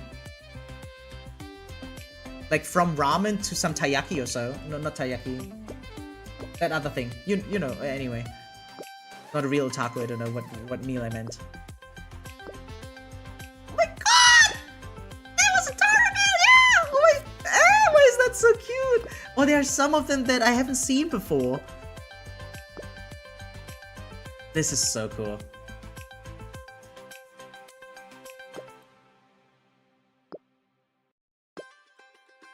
So each anima already has at least one skin. That is so crazy.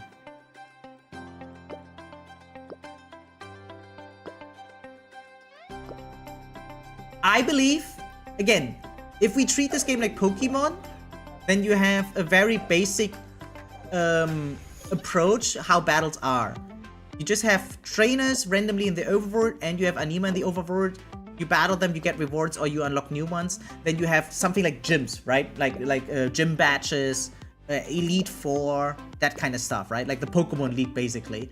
You have something similar in this game too. You also have a story mode in this game, right? Like actual main story quests. And the charm will obviously lie in the post-game though. Like I could see maybe you need to get to a certain point in the game, only then you unlock PvP, and then that will be the main charm of the game. Probably. I don't think they have shinies yet. That was definitely a skin. You can also share your team bits via codes. Yeah, no, this game is so advanced. It feels very well thought out, considering that this is the first beta. Pokemon gives you a reason to continue the hunt, finding the right IVs or a shiny. That is very true. So how will it be here? I can't tell yet. I really can't. On the other hand, maybe they're trying to avoid being a grindy game, right? Considering, again, hoyoverse has always been trying to appeal to a casual audience, right? Like, none of the games are really hardcore coded. There's some tricky parts at the end game here and there, but it's never been like on a level where you think, oh, that's hardcore gaming, like a Souls-like game. I really want Trigger's W engine, but I have 280 pulls. I want Eve's W engine, Hugo and Vivian, not enough.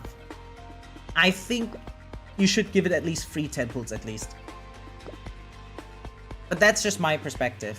But again, because I believe it carries a lot of quality of life with it. Trigger herself is already so universally designed. She fits in so many teams, even with anomalies, right? Not just attackers. And there are several ways to build her if you want to. And her gameplay implementation is also very fun.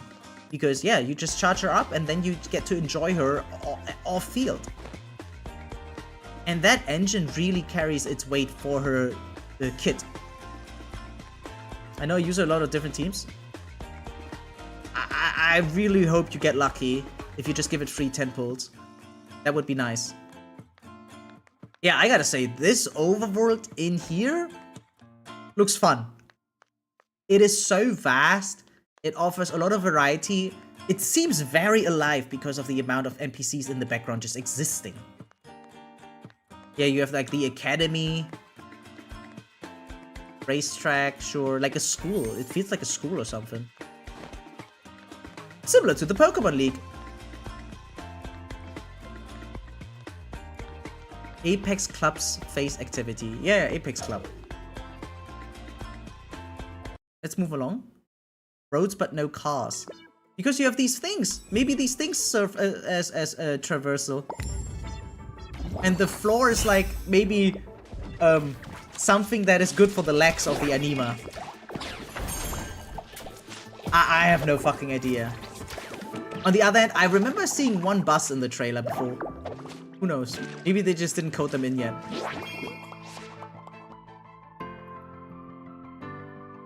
But yeah, so the PvE rounds are usually just 1 round? Oh, never mind. Oh, they build up. This one is 2 rounds now, and you even have like something like a shop? Oh, there is a shop now, guys. Wait, there is a shop now. But what is it for exactly? Maybe for buffs rather than for units. Ah, oh, that is interesting. So you only have your own units, but the, what do we call them? You see the free things in TFT that you always get, like it's stage 2-1, stage 3-2, and stage 4-2. You know, those things. Maybe you can gacha for those in the game, in the shop. Augments. Oh yeah, we call them augments. Thank you. So yeah, maybe the shop system is only designed around the augments? Could be. No, there's a normal augment. Never mind. Eh? So this is one of the augments. Okay. Now there is a shop system. Oh, but you roll further for even more. Yeah, okay. That is an interesting approach. Rather than rolling for units, you roll for even more augments. Oh, wow. Okay, wait, that is interesting.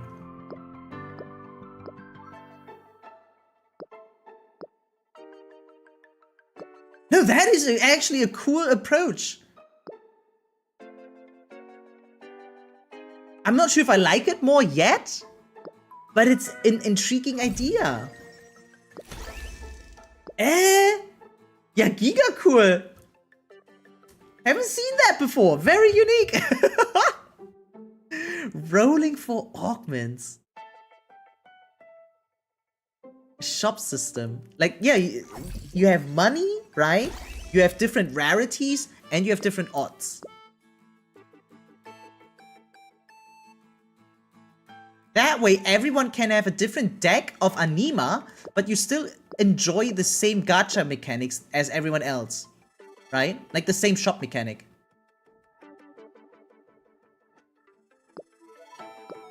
And again, in PvE, obviously, you have infinite time. I do like the filter menuing. It looks better than TFT's, not gonna lie.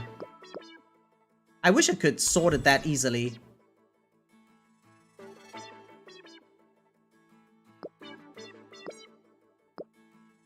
And yeah, then you have to remove the filter. Okay, sure.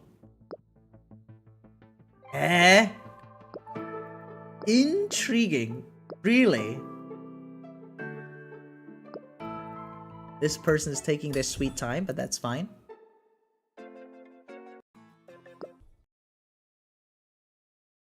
I'm just skipping ahead now. Let's see. And yeah, you have your animasters giving small buffs. Nothing too crazy as it seems though. So I do really... Oh, wow. Yeah, cool spell animations and stuff as well. So it depends on how they tweak the numbers ultimately, right? But by the end of the day, I think this is not targeted for pay to win yet. They can still fumble it, but overall, very cool.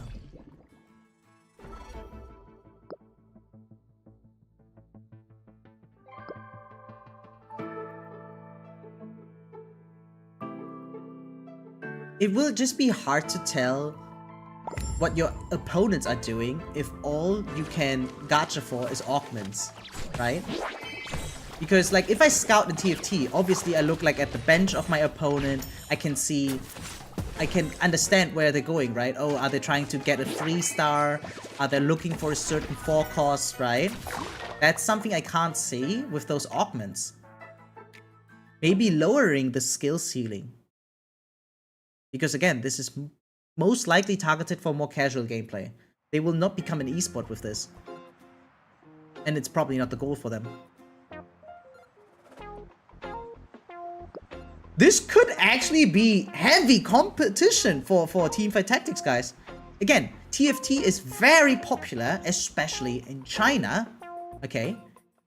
But on the other hand, TFT is definitely coded for more advanced gaming. It's not as casual friendly as many others out there.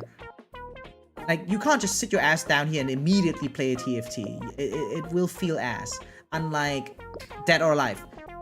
You sit your ass down, you play Dead or Alive for the very first time in your life, you just butt mash and you get something done, right?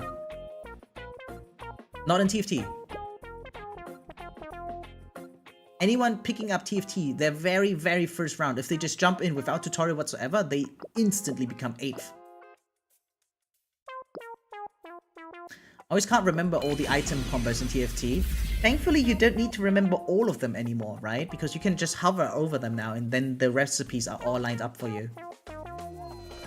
But sure, you still need to kind of know in before certain things to really approach TFT. We'll be playing TFT later after we're done looking at honkai anime anyway. And then we can, you know, kind of learn the game together if you want to.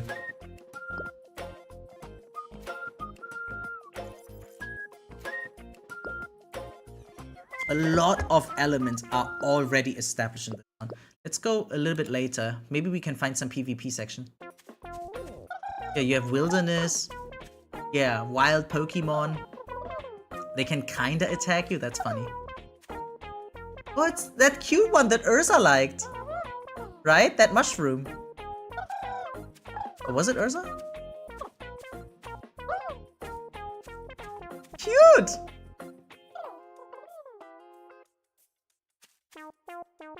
Yeah, I like the OSTs thus far. They're super chill. Investigate. Yeah, you can ride your mount like this. Very cool. No stamina while running whatsoever, right?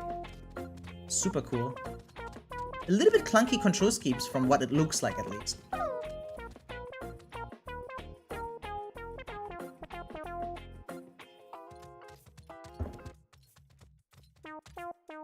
Slight frame drops, whatever. Okay. Locked area, maybe too low level. Okay. Some clunky terrain happens.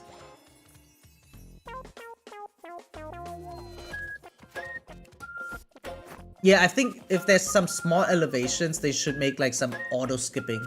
Like that the character just jumps over it or something like that. Would be cool. So there is some interaction in the wilderness. We can make the flowers bloom. Why? I mean, why not? But cool if it has a purpose. That one looks stylish as fuck. Oh, that is a very stylish looking anima.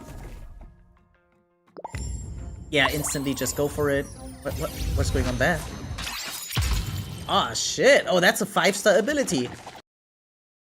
The World Ender. 214 years ago, something crazy happened, as it seems.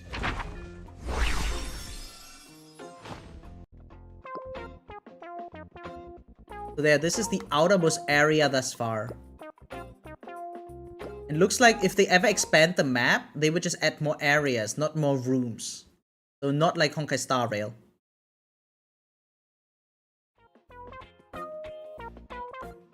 I like the pole signs. That looks cool. As a fast travel spot.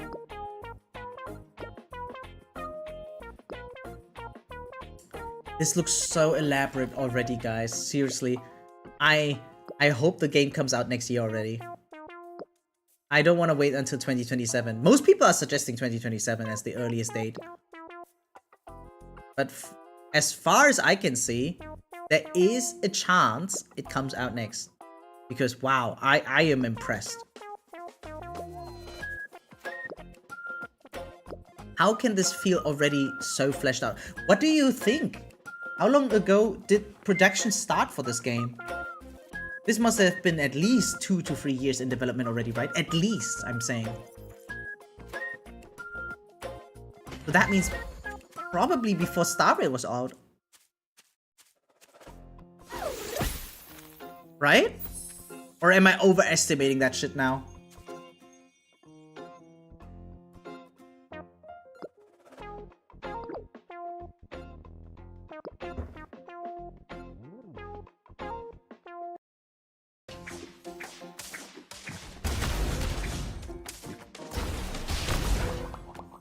Okay, but still no PvP yet, right? Do you guys think we can find someone else who did play PvP already? I mean, they for sure reusing HSR already, developed assets, frame. Yeah, absolutely. So it's easy to tell that this is like Star Rail graphics, right? Oh, on the other hand, it kind of feels like in between Star Rail and Genshin, I guess. But on the other hand, even the asset creation is not what takes so long. What really takes freaking fucking long is like making the concept and then making it work. And to be honest, this already looks like it's working.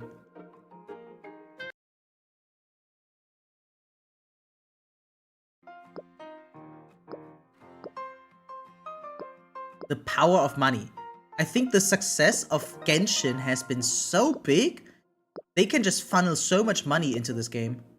Already. And then with Star Rail on top, Zenless is successful, right? So they already have 3 successful games. It has to be so easy for them to just funnel even more money for a 4th project. And we already heard there's a 5th project in the line, right? In the pipeline. That is supposedly running with Unreal Engine even. So they are working on a next-gen gacha. Everything right now is still the current generation, and they want to pioneer the next generation of gacha. Which sounds super ambitious, but you know what? After what I've seen, 3 of their games every month are in the top 20 gacha revenue. 3! And therefore, I believe they are gonna monopolize here a little bit. But yeah, you have like these different leagues, right? That allow you to just fight bigger and bigger challenges, I guess. Let's see who else is playing the game right now on Twitch. The hoyoverse game.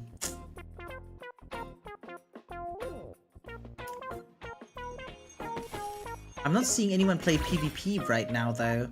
Maybe it's not there yet? I mean, I could be wrong.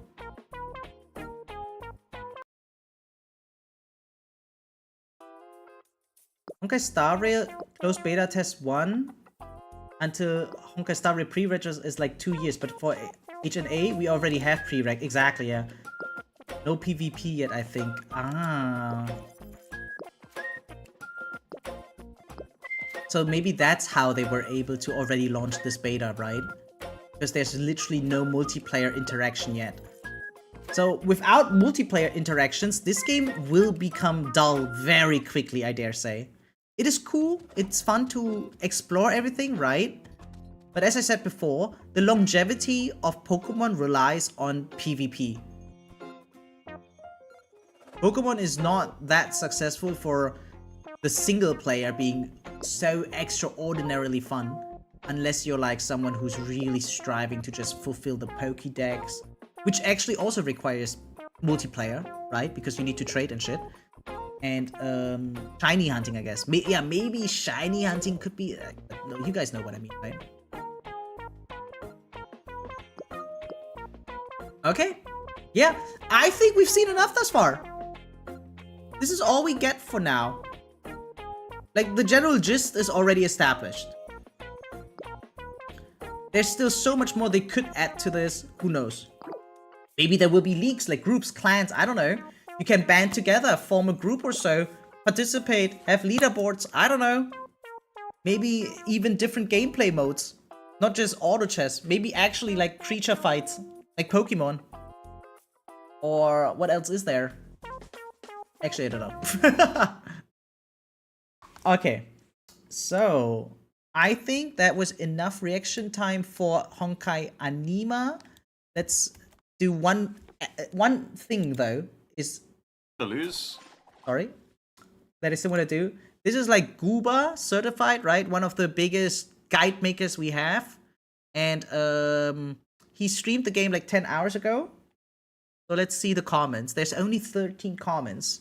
So it's, maybe we can find someone with more comments to see more reviews, right? Honestly, the more I look at it, even as a big TFT fan, I kind of just wish it was a creature battling and collecting game. They already had a Pokemon style format with the one Starry event that was just Pokemon battling. True, could have expanded on that in a major way. I think it could maybe be a hybrid thing.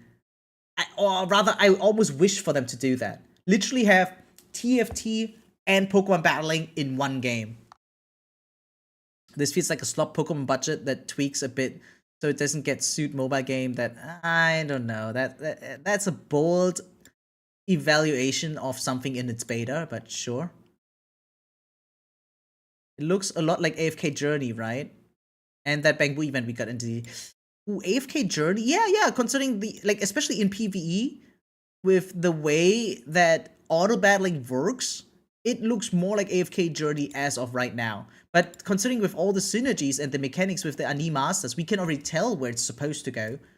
But as long as we don't get to see PvP, we will never see the fully unleashed version of it yet.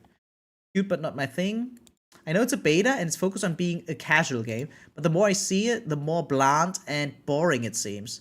The combat system for a one-time event is fine, but as the main engine of the action, no thanks. I still have a certain desire to see something that would encourage me to try, but if they don't do the same thing again as with the ZZTVs. Yeah, you know what? I think this is almost a fair conclusion to draw from what we're given so far, right? But again, all of these gameplay mechanics thus far cater to multiplayer more than to single player. So until we get multiplayer, I'm not sure if I even dare to draw a full conclusion yet. They have so many successful games, why do they have to even drop this? That is like a nice observation, right? So isn't it the most natural thing if you're successful that you mean to capitalize on that and become even more successful? Like Coca-Cola also has so many different extra flavors, right? They don't just have cola, right? Like from Cola Light to Zero to even all other kinds of cool shenanigans like cherry, etc. And Fanta, Sprite. So yeah, now Fuse Tea as well. Like it just makes sense to expand, right? I know it's just the first closed beta, but this game looks pretty bad. Oh shit, okay. People don't seem to like it yet. It looks so bad. What? They're getting lazy as fuck. Can you even call this a new game when they're just ripping off Pokemon and straight up reusing their own characters? I think this is an unhealthy mindset to just call it ripping off. Because that would mean we can't have multiple games in one genre, right? Like, similar to, what is it? Battle Royale. Oh, PUBG exists, why make Fortnite? Oh, Fortnite exists, why make Apex, right? Because to some, it's just a ripoff. Like, oh, Dota exists, why make League of Legends? We have Counter-Strike, why Valorant? We have Overwatch, you get the picture. Not even a reskin or nothing. First of all, there are skins in the game, right? And this is so bold, considering that the focus obviously is not on the characters. But sure, just plopping them in another game and telling you to accept it. Also, no, we do actually like that though, right? Like XPs and variants, that's a cool thing. That's a very cool thing. Yeah, no, this is actually, it feels like lazy hating almost, because hating is fun, you know? What we want is Hoyoverse as a game. What is that supposed to mean, Hoyoverse as a game? I actually like the idea to explore more of one IP, right? Throughout different games at times. It's actually not a bad thing. And then later on seeing these games like overlap or cross over with each other, right? That's actually even a very hype thing to do. I think they already have some work in progress for multiplayer, since Genshin is getting a big new multiplayer mode in the next patch. Roblox, like, yeah, the UGC, right? Like, going for user-generated content is like probably the biggest step hoyoverse has ever taken, and it will probably make them explode, right, in a positive way for them. But yeah, state their global goal is to build a massive virtual world, okay, that's more real than reality by 2030. Wait, that's what they said? Build a massive virtual world. I mean, with that UGC thing, they could maybe become the Roblox of all gacha, potentially. Yeah, by making these games, they test technologies, modes, and systems. I think they're really pioneering here. Let me rephrase it. Their track record has only been W's, actually, right? Like, maybe at the start of Honkai Gakuen and Gunguard Z, they had like small, minor drawbacks, right? Like pushbacks a little bit. But I think after Honkai Impact 3's success, they only farm W's. You can't deny that. Genshin is a W, Star Rail's a W, Zenless Zone Zero is a W. Now, is there a lot of hate and a lot of things bad about them? Yes. But are they making fucking bank every month? Also, yes.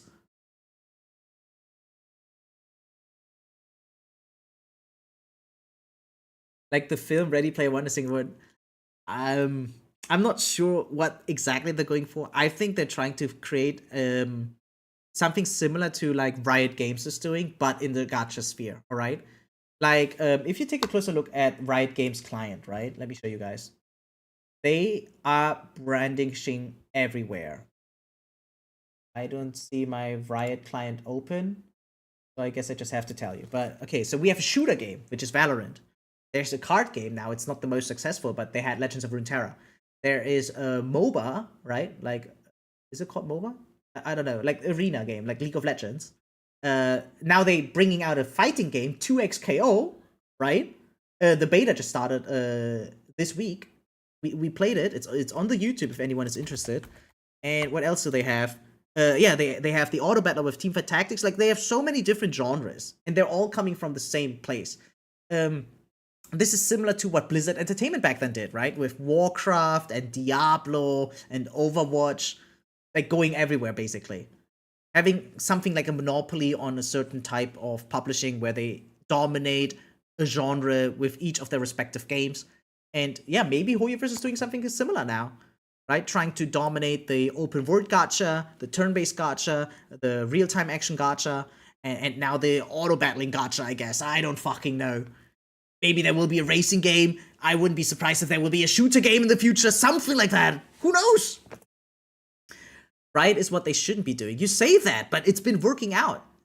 I mean, they already are serving more than 3 different genres already, right? And they're not like necessarily peak, but they're dominating, okay?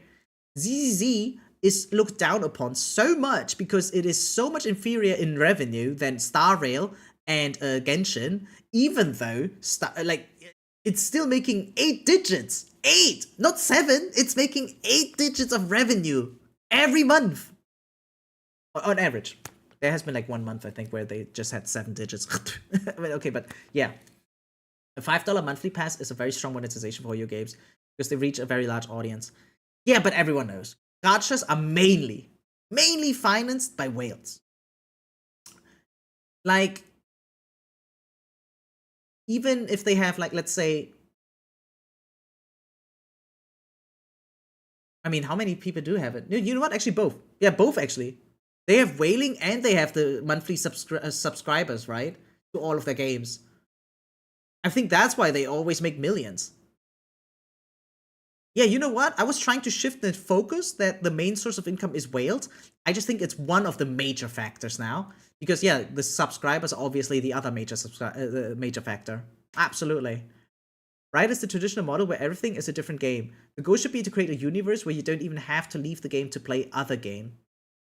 I don't know if that makes any sense, though, considering there are just different genres that appeal to different audiences, okay? There are people who love Valorant but hate League of Legends. So how do you combine that? And it's similar to Genshin. They even voiced their concerns at the start when Honkai Star Rail released that they expected Star Rail to be inferior to Genshin simply because it's turn-based. And turn-based is supposedly less popular than open world. And I think that's very true. So because of that, you should just having their own launcher, which already directs you to all the different games, right, is probably one of the best steps they could have taken. And now that launcher will just have another game, which will be Honkai Nexus Anima. And as I said before, there will be other games. There are rumors they're making a cozy game like Animal Crossing-ish or something, right? We've seen some pictures about that. Or maybe that has been Nexus Anima, actually, I don't know. And they could actually add housing and coziness to Nexus Anima if they wanted to. I don't know. Then again, there's already housing in Genshin. Then they had this extra train in Star Rail. I'm not sure yet exactly where they're going. They're kind of doing everything and also kind of not everything. You play what you want, that's the point.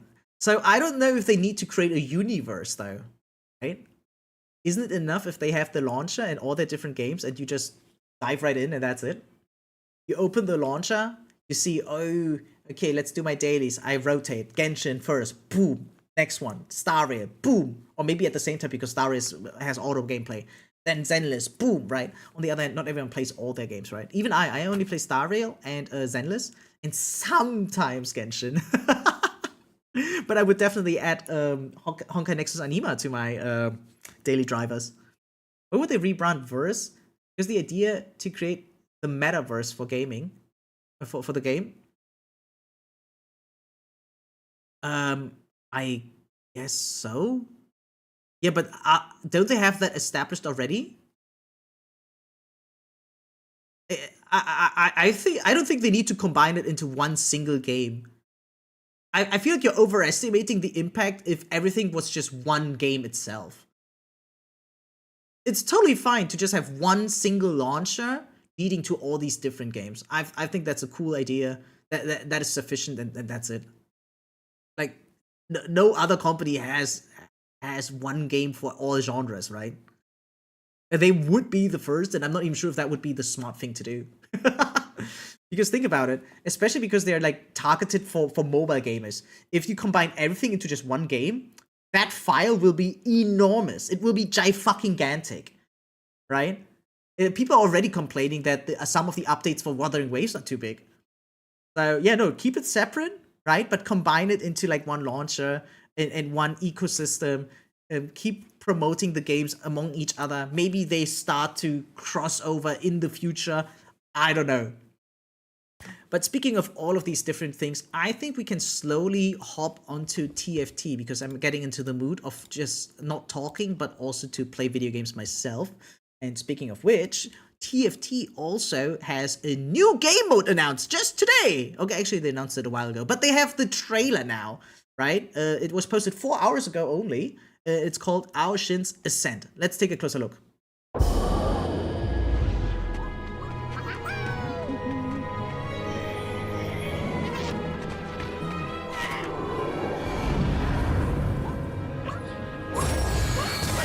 God, I love their cinematics. The graphics and stuff are so cool.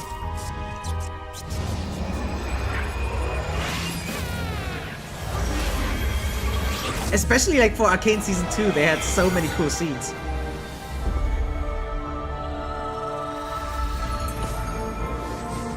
Okay, this trailer's not showing us that much yet, right? Oh no, never mind, they're talking! Chonk. It's gonna be okay. Okay, let's go. Aoshin's Ascent is our new PvE progression-based mode where you... Damn, okay, they saw they get competition, they're dropping this one now. will save your little legend pals, including Chonk, by fighting your way up the summit through increasingly difficult zones. And you know what? Now that they have this, hoyoverse can just rip this one off. They could just rip this one.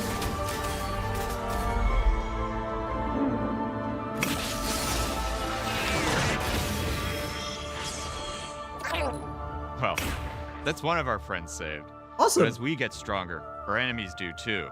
Either by us choosing who they are, or by selecting a celestial challenge payout. Oh. Sometimes it may feel a little too celestially challenging. Fuck, never mind. Honkai Nexus Anima won't stand a chance. This looks awesome. You start each run from scratch, but through your journey track, you'll unlock permanent. It's like and simulated powerful universe, upgrades guys. That'll help you on your next runs. Yeah, Don't worry. it's basically Even when the simulated runs leave universe. you cooked, you won't have to attempt them on your own. Mega cool.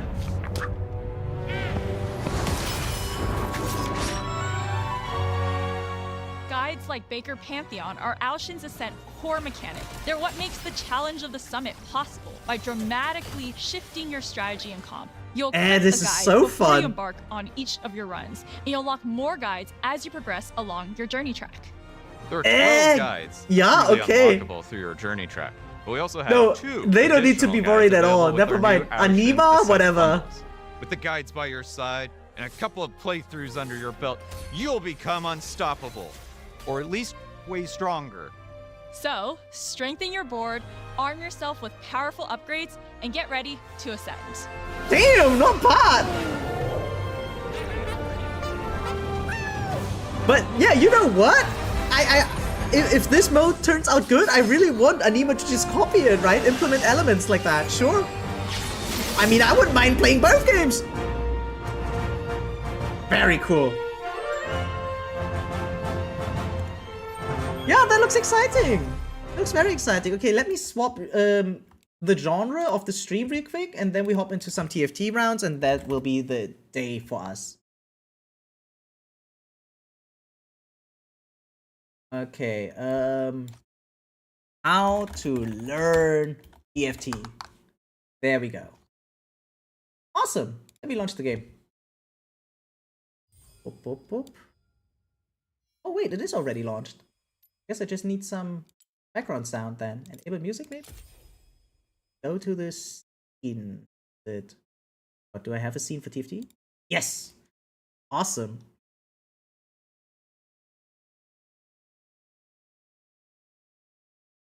Because then you not only sell game, you sell virtual space. UGC is basically phase 2, hoyoverse, okay, would be phase 3. Yeah, I guess. Again, but my argument stands, right? Not everyone is there for that type of experience. Some people just want a narrow experience. I actually belong to those people at times, right? Rather mood dependent. So, yeah. If I just want to play ZZZ, I don't want to need to install the hoyoverse, you know? I just want ZZZs then, and nothing else.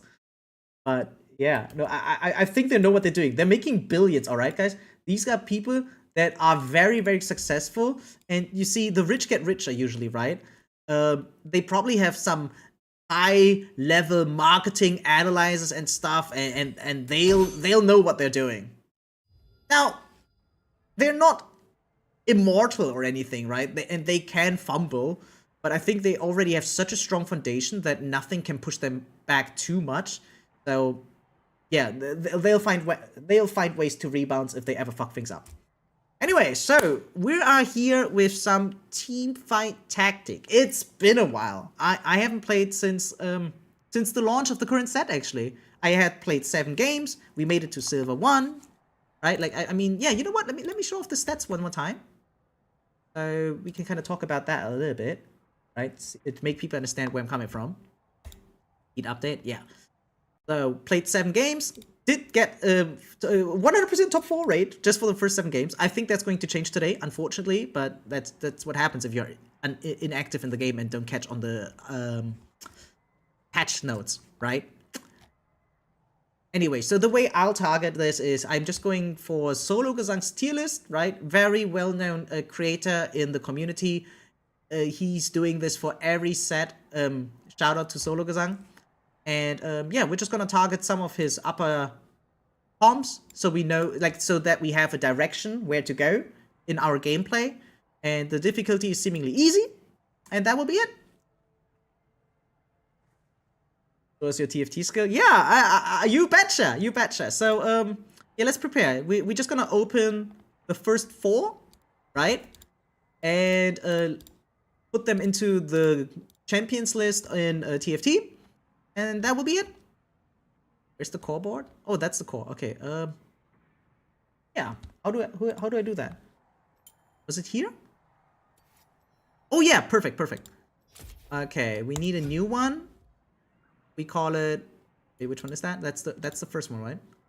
Malphite free, Jin free, is that it? Okay, I'm lagging hard. That's not Malphite. Oh my god, guys, I think I'm lagging. Okay, there we go. That's Karma. Wait, did I click on the wrong one? Okay, let me do this one again. No, that's it. Wait, you play... Oh, you play the crew. Naruhodo. Never mind, you don't play the crew. You just play the protectors. And you freestyle them all. Oh, shit. Wait, what a complicated comp. That one's supposed to be easy? Oh, shit. Okay, okay, sure. That's at level 5. I just need the level 8 board, right? That's all we need. Okay, let's copy this code. And put it into the game. Paste. Valve free is what it calls? And Jin free. Okay, easy. Okay, that's the first one, right? Like this. Okay, which one is that one? Diego Soul Fighter reroll. Okay, copy this code, paste. Diego Fighter reroll. Okay, easy. What is this one? Samira set, level 8 rush. Okay. Paste team. Samira. Ego, I think it's set, right? Level 8 rush. Okay, confirm. Did you have a PhD in TFT? Oh, I wish. But no, I only had like, what would compare to master, guys? High school graduate? I don't know. Okay, copy code. There we go. Put that in. This is Karma Sorcerer. Sorg level 8. Okay, that's our 4 comps. Those are the ones we'll be playing. And let's dive in, shall we? No, we'll make do. You'll see. I got this. And yeah, welcome to YouTube stream as well. Look, guys, should I turn on chat for y'all so you guys can see each other, maybe? Wait, bam. There we go. Now we have chat in the corner of the screen. Okay, perfect. So we've, I think I suggest that to everyone who's like kind of new to the game, just like me, okay? I have no direction. I don't know exactly what the units all do by heart yet. What I do know is basically just when to level, etc. We'll be talking about that in a minute. But yeah, you should just look for some guides, some tier lists, I don't know, look for some comps, right? Copy them into the game, and you're good to go. You just get to play. It's a very nice plug and play experience this way. By the way, have you heard? America might get their own TikTok platform. Oh, interesting. Why not just push further Google? I mean, Google is America owned, right? Couldn't they just push Google more? I don't know, maybe. Or maybe I'm overseeing something.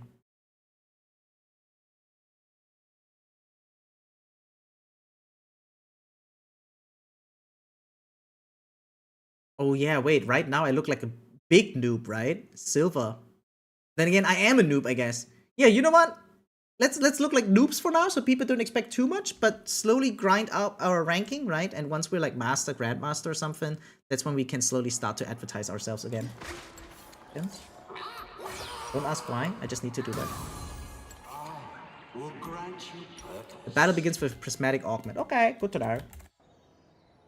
So, let's see. I haven't played in a while. Let me get some in-game sound.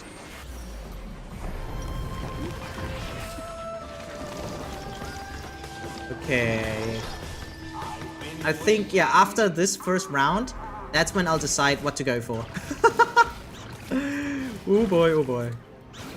I need to get used to this game again first. Love your energy, dude. I appreciate that. That's very kind. We have Kaisa, Saya, Jana. Oh my god, who needs that? Who needs that? Help! Wait, those are not the comps I just made. Ah, here, down here. This one sounded so easy, actually. Now I want that one. But that one doesn't have Aatrox. Actually, none of them have. Okay, you know what? We just play strongest board for now. How about that? Okay, do we have any pairs? Syndra? Is that Syndra? No, that's not a pair.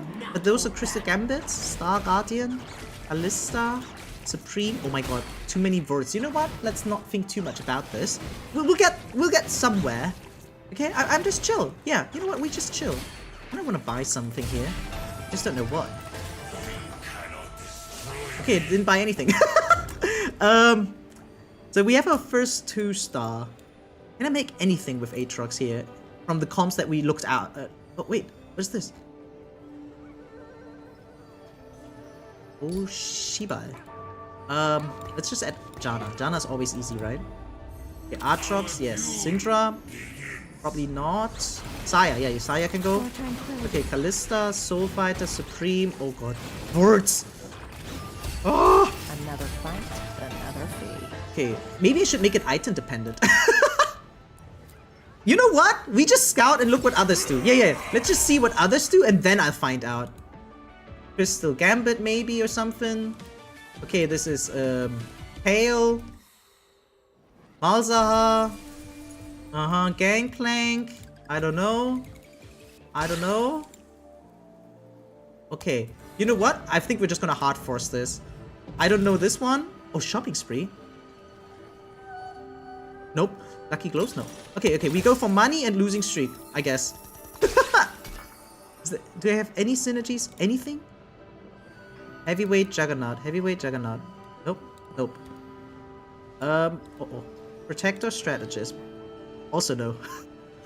We got nothing! Okay, it's fine. How about this way?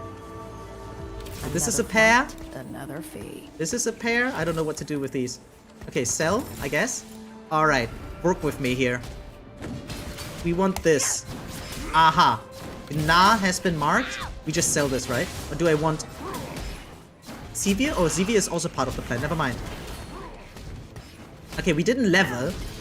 And we have to roll for mouth free, right? Okay, let's take a look at the comp again, real quick, right?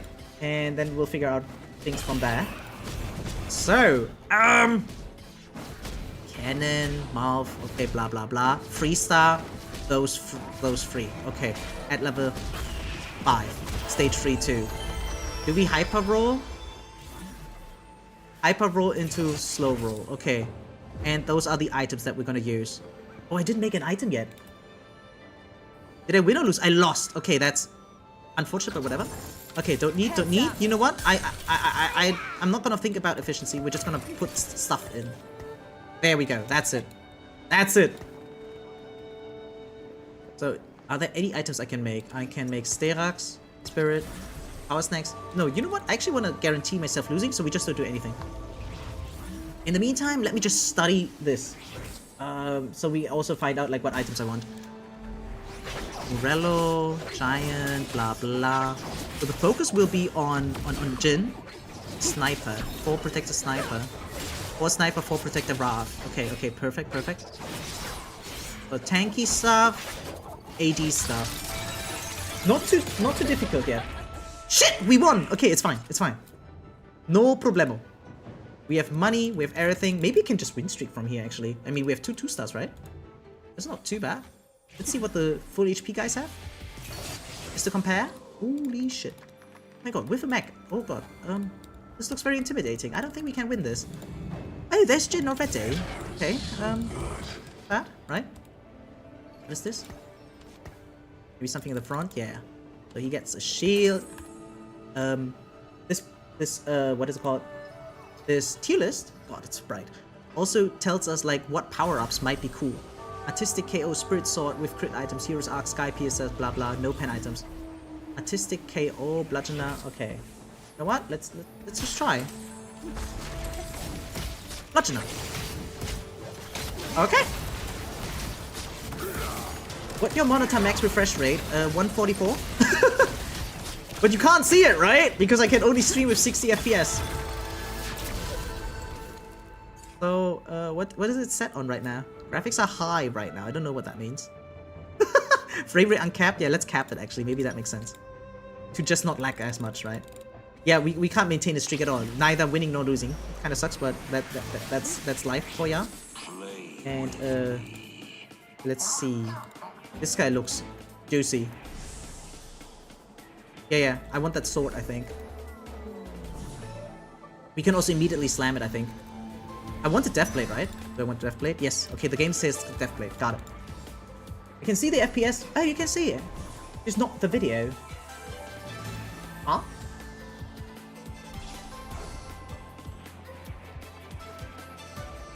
Wait, what is that supposed to mean? Okay, we got extra gold. That is nice. So, question is, should I start rolling or should I just go for even more interest yet? Because we're supposed to hyper roll anyway, right? And am I contested? I doubt it. Exalted, whatever. Tiny bit contested. This looks fine. I don't know. Like, if I don't understand the comp, that means we're not contested, right? Okay, Star Guardian, don't understand. Okay, I think I'm fine. There's an FPS count on the screen. Oh, on the top right, it is. Yeah, you're right.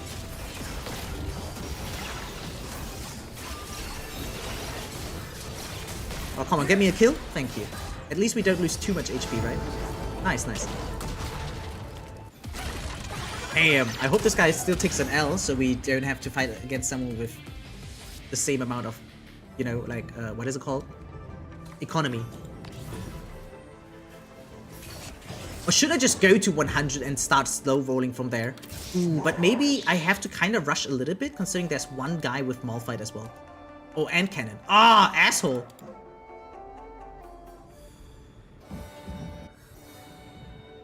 Okay, what if I just stay above 60?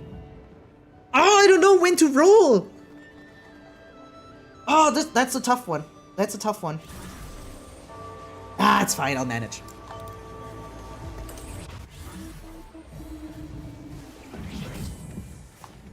You know what? Sometimes you just gotta follow your gut feeling. Not everything can be rationally explained, right?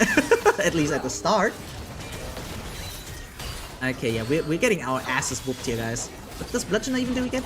Ignore armor. So that's what I do if I lack no pen item.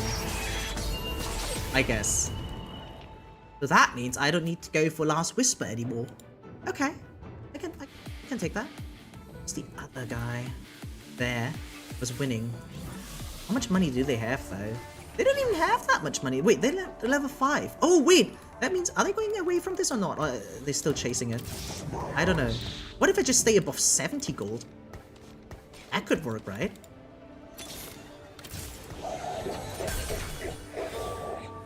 Yeah.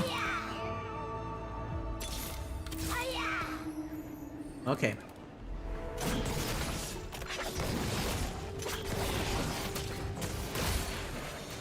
Yeah, they're level 5 already. I can chill. Don't need. Protector. Don't I need her? No, actually no, right? This says no. Okay. Even though I play full Protector, maybe she's a good stand-in? I don't know. Ooh, Kraken's Fury, maybe? What does it do? Attack speed. He doesn't need the attack speed though, does he? Okay, that's kind of weird now. That Janna, you know what? I just buy her. It's kind of confusing me, but whatever. Okay, clean. Not being scouted. Okay, Neko as well. So, taking a look at the guide yet again. I can recover if I want to. I can sell this. What's good on him? Ash's Tooth is not good either, right? Oh my god. What is this? Void Staff. Shred. Kakatsuki. Attack damage, attack speed. Is Kakatsuki listed here? It's technically listed there, so I'm just gonna put it on there. Yes. Did I just put my item on the wrong guy? Oh, that sucks. Okay, we're still kind of losing here. Do we have 3-star Severe too? Oh yeah, I do. Okay, I do. Okay, we just keep looking at this thing right here. That's what I'm doing. Interesting to see how long the match lasts. Very long, I am afraid. That's the thing about TFT. It is taking freaking long. You just start combat in the back. That sounds good. Boom, boom. Yeah.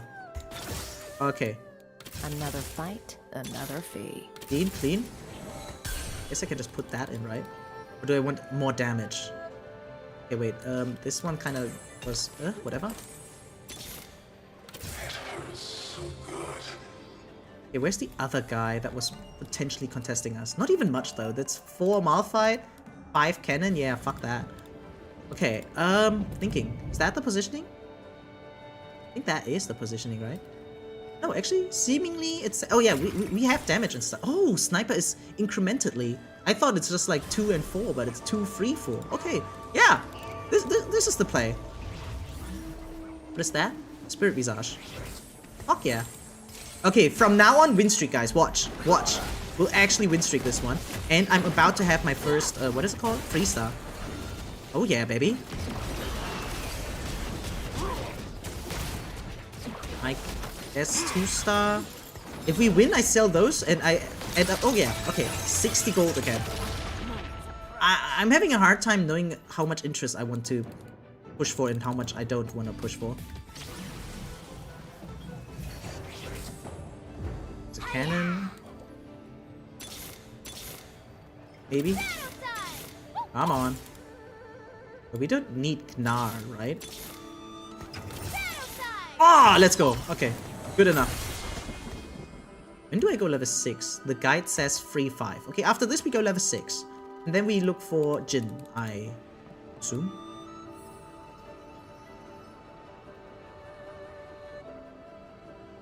One XP per paid reroll. Oh wow. Okay, yeah. Hey, lag, ring, way. I don't know how to pronounce it. I'm just gonna call you lag. Thanks for the sub, appreciate it.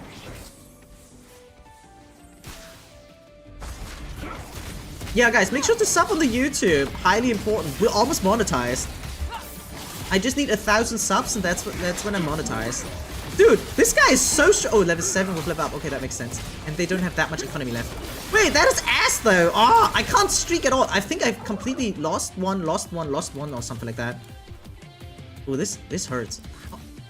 Wait, what was I supposed to do there? Do I have a second power up yet? I don't have a second power up yet. Maybe I need to feed... Yeah, Malphite free is probably the staple here that I should be going for. Sword? Do I want Ziggs in this comp? I don't want Ziggs in this comp in the future. Dude, they just took everything from me, didn't they? Okay. I guess we take this thing. Make cooking video, trust. I did make a cooking video. A cooking stream. We made ramen on stream together. And I gotta say, it turned out really nice. I have great pictures of that. I would love to show it off. There we go. Okay, 1 second. So, we don't need her. He needs this. And I guess I just level here. Put her in. Right? Then we just chill. Dude, do I have Gnar at the very end of my board? I do have Gnar until the very end. Okay. Why play League TFT when you have ZZ and Honkai Nexus Anima soon? Oh, I just like all of it. Also, the ZZ one was not permanent. That was like, oh my god, that's so annoying. The bad thing, yeah. For some reason, it was not a permanent thing, and that's just like very upsetting. So, yeah. And just, we talked about Honkai Nexus Anima, what, 2 hours or something? So now I just got into the mood to play some auto battler. Oh, it's not? Yeah, isn't that stupid? You also disagree with that, don't you? Yeah, I also disagree. It is so upsetting. Why is it like that? Why is it not permanent? Dude, the mini contesting annoys me a little bit. But only a little. Okay, power up snake. So what is it what he needs? Malphite. Standalone resistant max vitality body change. Standalone. Standalone seems nice. Fuck yeah. Okay.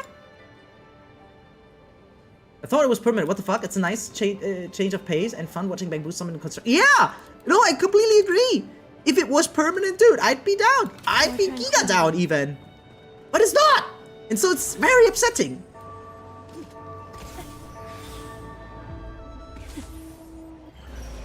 Yeah, I don't think we're lacking damage. I think we're lacking sustain, so I'm going for this one now. I hope I can level soon. Maybe I should have gone for higher money. And yeah, Nexus Anima hates me. Because, like, I'm a hoyoverse simp, but with all things I simp for, right? Like, VTubers and other ladies, they don't see me, they don't notice me, right? So, yeah, I didn't make it into the beta. I had to pathetically watch someone else's gameplay to talk about it today on stream. And yeah, so I decided to just play TFT instead for now. And to be very honest, there's nothing going on in Star Rail right now for me. So yeah, just waiting for next patch in Star Rail. In Zenless, we just recently finished the story. So yeah, taking it slow in Zenless for now. I think I should level to make space, maybe? Yeah, that's like two slots is good.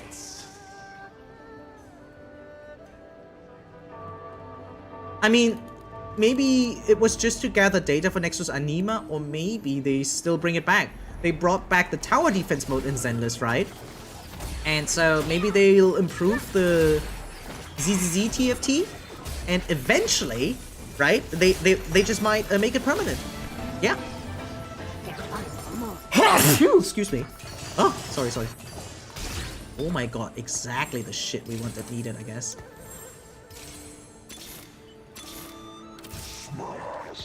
Bless, thank you. Oh, fuck yeah, let's go. Dude, I'm going down.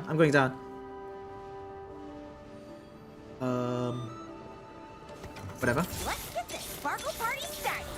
Oh, kimochi! Man, losing that one Nico kinda sucked now.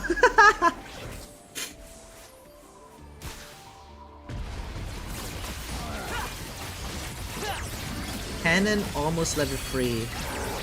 I'm not sure if I should give up on Cannon though.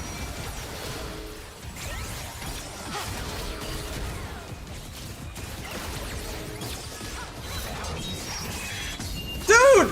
I'm so weak! It's crazy. I think I need to roll way more aggressively. And we need damage, definitely. Sibo, gold. Ugh. Come on. Give me something. Gain lucky item chest and magnetic remover? Nah. Team gains crit. Abilities can crit. Ability crit. Mana? No. No. Your team gains after falling below. Increases for 40 for the rest. Okay. Maybe. Overheal. Oh, maybe. Gain to go. Dude, I think I'm going for defense now. Okay, important, I'd say. At this point, I'm not sure if I can get level, like extra level for cannon, right? I guess we just go for this for now. This the way? Not the way. Yeah, and I should slowly push for level 8, right? Like at 5-1, we go for 8 or so.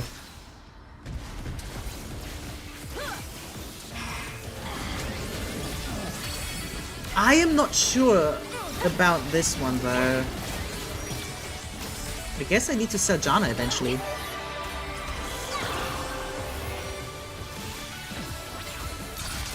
Yeah, that tankiness was definitely necessary, I guess. Because we're having a hard time getting into backline like this. Okie dokie. Do I even want Janna at this point anymore? Probably not. Probably not. Stat? Wait, what do I want instead? We have, yeah, free sniper for protector. Dude, do I just save money here now? I'm not sure. Oh, wait, how does it work? 1 XP per paid reroll. Oh, I've just rerolled it because it was for free and thinking that I would still get 1 XP, but I didn't get 1 XP. Now I know why.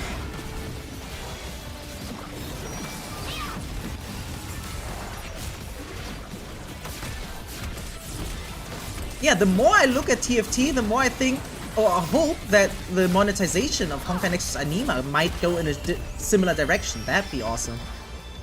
Oh, that guy went similar to us.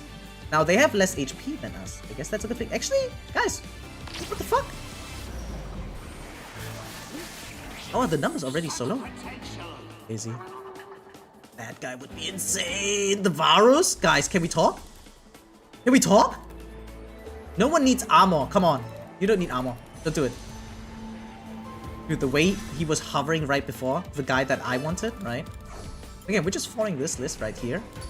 But it doesn't have Varus for now. But it might have Varus later. Where you go for like 5 sniper at level 9 or so. Right? Dude, I have the urge to go level 8 now. Who cares about cannon level 3? And there's still a small chance we find it, right? So, with that in mind, let's go for sniper. But who do we put in now? Maybe, right?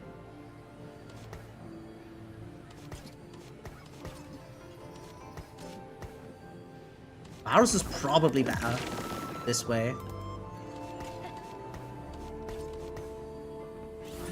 Yeah, I think this is how we're gonna do it for now.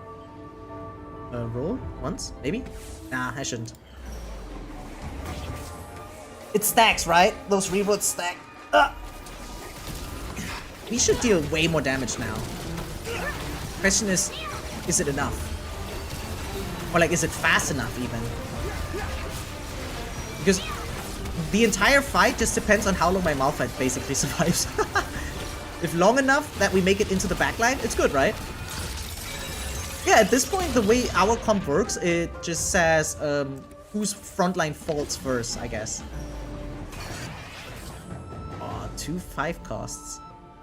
But not the way we need. Okay, you know what? Let's do some high-level gameplay scouting. Okay. You know what? I just realized the more I look at this, the less I understand. What the fuck is going on here? I can fight this guy. I can fight that guy. Okay, let's pretend we're on the right side, so they feel safe. Never mind, no one cares in this elo. Okay. Oh boy, this is something. That guy looks so majestically strong. Scheiße. Oh no, he stunned me. Oh, I need to get away from this guy. Ah! Okay, Malphite's still standing. Never mind. Malphite gone. Dude, I'm getting my ass whooped hard. But I'm not even in my final form yet. When do I go level 9? Oh, then. Okay. We are top 4. That matters, okay? And I'm not fully itemized yet. These guys are. Yeah, I can just save money now. Level up is so much more comfy actually than what I did. Maybe I should have just gone for 100 gold instead. Where's the guy that contested me in the first place? He's not existing anymore, I think. I'm not even sure who it was. None of these guys.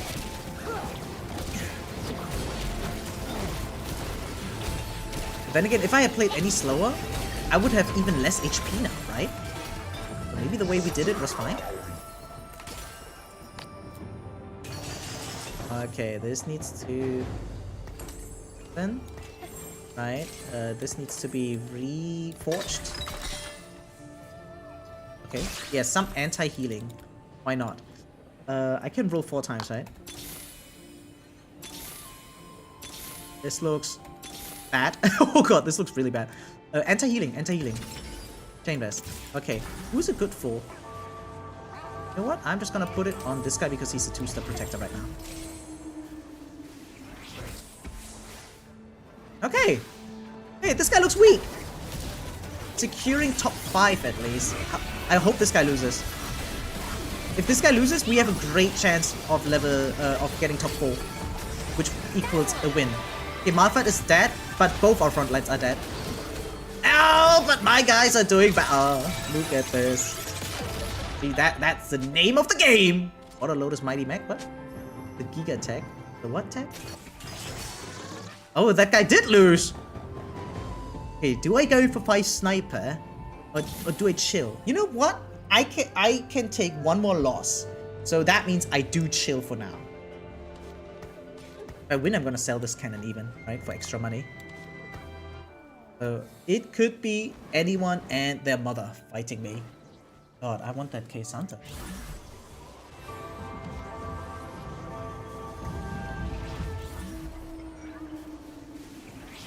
Am I greeding too hard for level 9 considering that I'm not that strong yet? Maybe, right? Maybe I should settle and become stronger first and then go for level 9? Okay, get away, Alkali. Alright. Malphite's still standing for a while. Come on, use your spell. Okay, didn't use the spell, but we're not dead yet. Okay. Not top 4 yet either, but it is fine. This is important.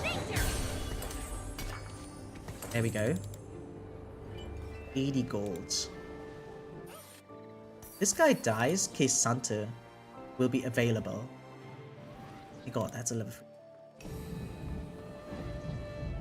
I don't know what I want here.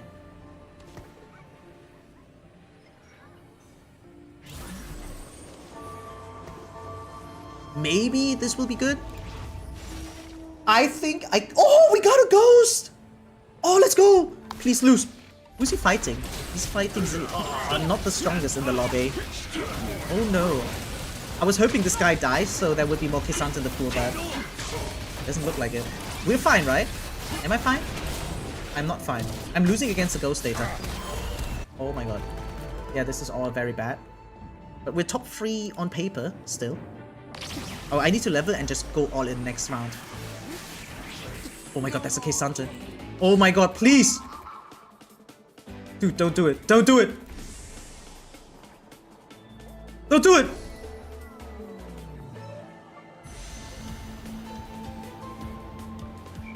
Ah! You piece of shit! Oh no!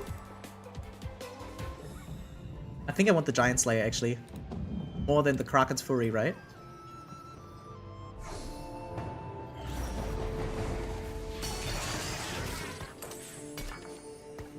Okay, wait, items later. Leveling first. Okay, get in. Roll. Look for things you want and need.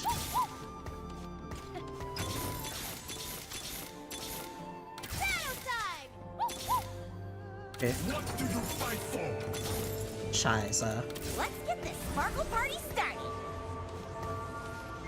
Oh god, I don't know. I don't know what I'm doing. Ow! Oh.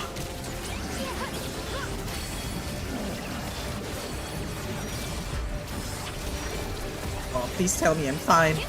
Because I don't feel so fine, Mr. Stark. Okay, the Ari is dead. Oh, I'm dead. No! Maybe top 4 still? Dude, it was so close though. I barely lose HP. I'm exactly at 0, right? Yes! Oh, I'm at -1. I'll take it. You know what? I'll take it. Yeah, we didn't 2-star our forecasts. That was actually... Okay, what did we learn? What did I mess up? First of all, the augment that we took for economy was probably not the best one for the comp that we were going for. Because the goal was basically like clashing with the objective of the augment. So we were in a really awkward spot how to handle our economy. But fuck yeah, top 4 for the first game of the day, I'll take it.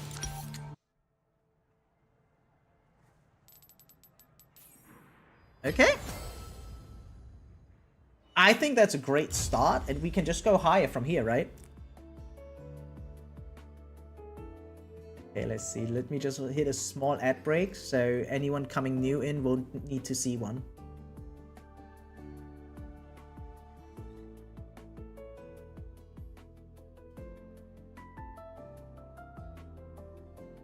Alright. Whew. That was quite something, guys, not gonna lie.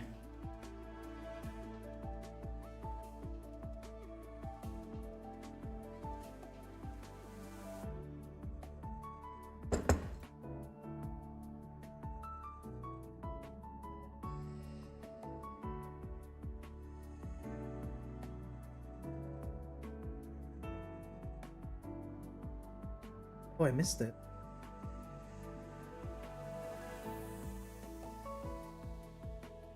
Let me just check through some messages real quick, guys. I'll be right back.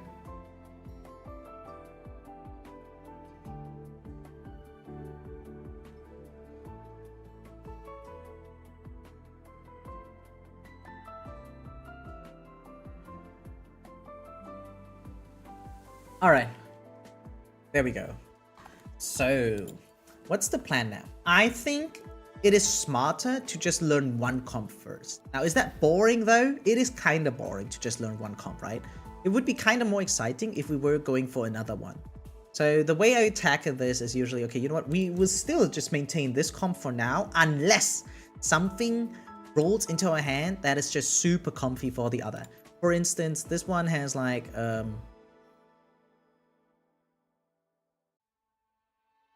yeah, if we get any unit that we can see in one of the other team comps, and we get them early 2-star, maybe that would be an indicator to not stick to this plan. Who knows? Or maybe we are contested, yeah. Ooh, hard to tell actually, you know what? By the end of the day, it's more like a feeling thing, okay? I dare say, I should just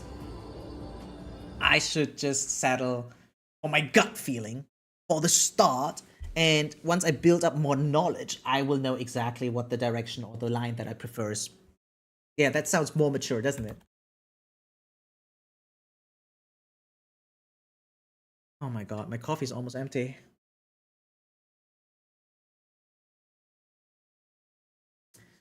Surprisingly, a lot of people recommend to not drink coffee at the end of the day, right?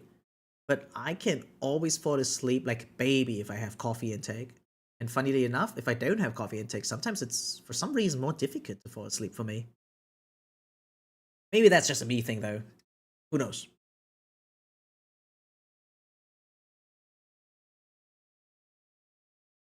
Still just staring.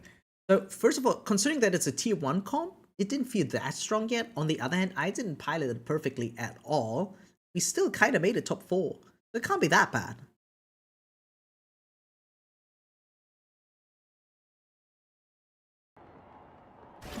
Maybe different power-ups might have been more desirable. Who knows?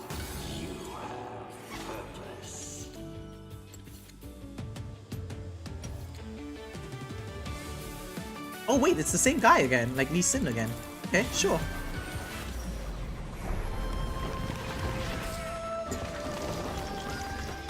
Wait, Zach, wasn't he part of one of the comps? Nope. Okay.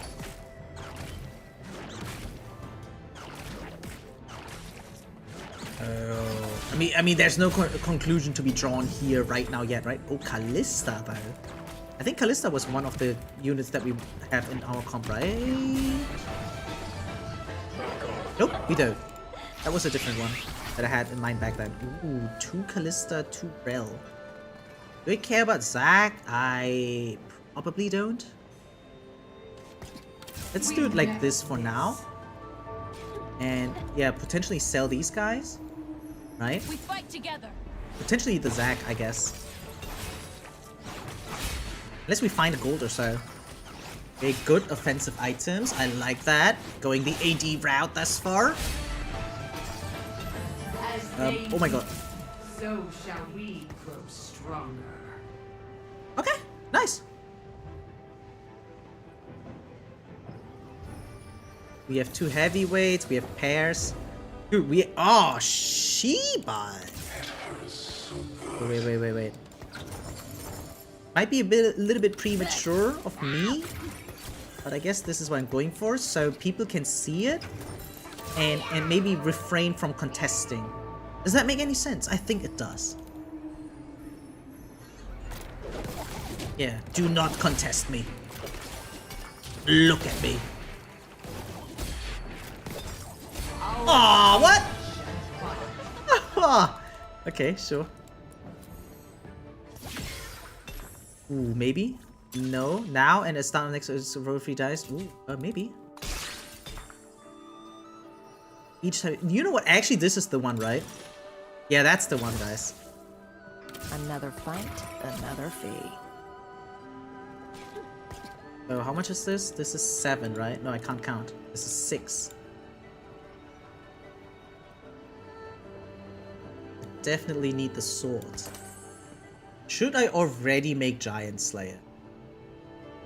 Gain 15% additional damage amp against tanks. Fuck yeah, maybe I should. So we get at least 1 kill, right? I kinda see that.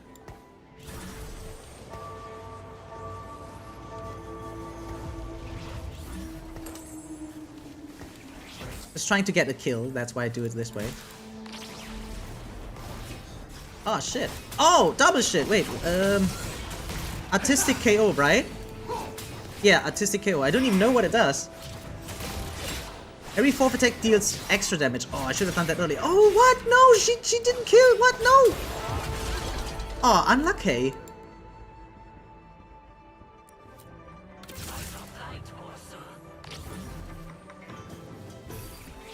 Yeah, that maybe I want to lose more HP, but I don't know. Okay, we can just sell all of this, right? Yeah. There we go. I think I'd rather keep this for Last Whisper for now, considering that we went this one instead. I do have a free reroll though. Should I? Maybe, right? I get 1... Fuck yeah. I do have 1 remover. Should I go for it? Now, I do want to lose by the end of the day still. I just want to lose close. I think we're losing close enough, right? Against 1 unit? Yeah, perfectly.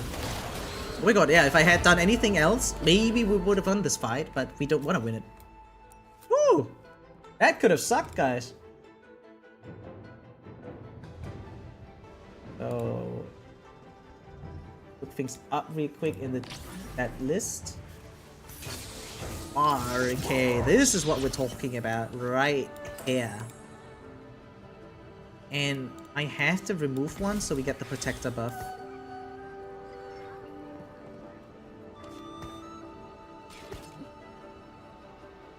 I assume this is probably better for now. Hard to tell. Not really being contested, right? I don't scout at all, actually. Okay, I just hope that prismatic ticket kicks in. 45%. After playing a lot of Uma Musume, I wonder if I can still handle... I feel like I'm better at handling worse odds now. Because I already start being careful around like 20-25% risk. So I'm more like sensitive to that. More aware that that's actually not as low as it seems. Now this is like way more. 45 is like, it feels like guaranteed failure in training. No, we lost the 50-50. Okay, glove, right? Glove. Glove first, blade seconds. Oh, and it's a protector. Fuck yeah. Is there any unit that I really want? There's another Jin though. We do have a belt, right? Yeah, okay, whatever. Our main goal for now is not getting Jin level 3. It is getting Malphite level 3 first.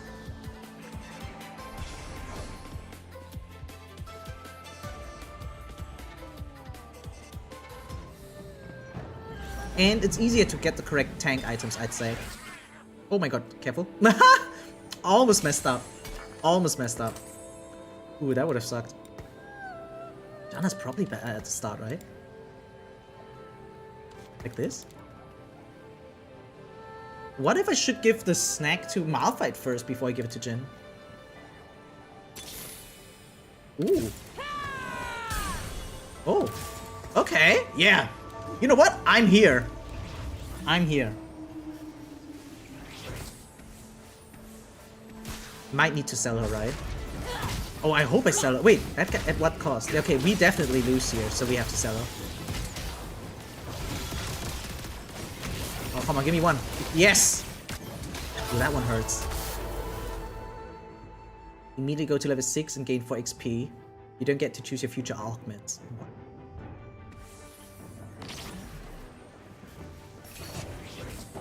In this very setting, might actually be even not a bad thing.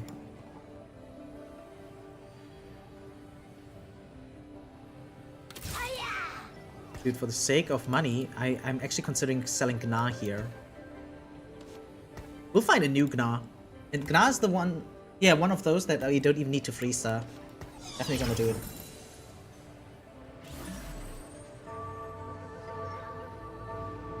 And it basically guarantees us the loss, right?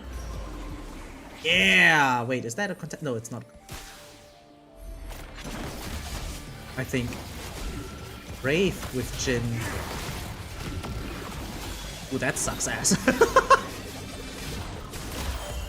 Dude, my economy is so low, even though I mean, I do have prismatic ticket, but my god, getting to 50 gold, not easy. I definitely have to hyper roll it free one, I guess. If anything. What about this guy? Is he going for the crew?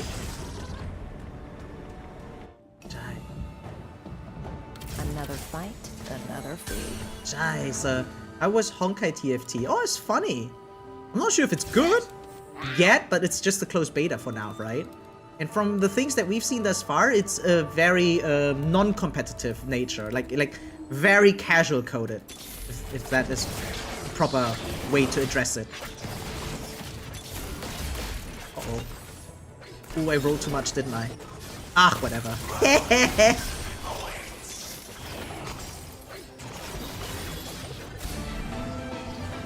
Takes a lot to stay at the top. Fetch? Alright, yeah, good night then. Okay, that happens. Come on, give me something. Okay, sure. More. I'm not sure how far I'm supposed to go here. Until I hit? Maybe.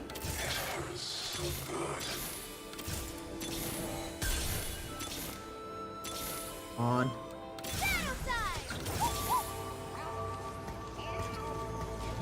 Ah! Okay, whatever. Eto. Am I chilling? Fuck no.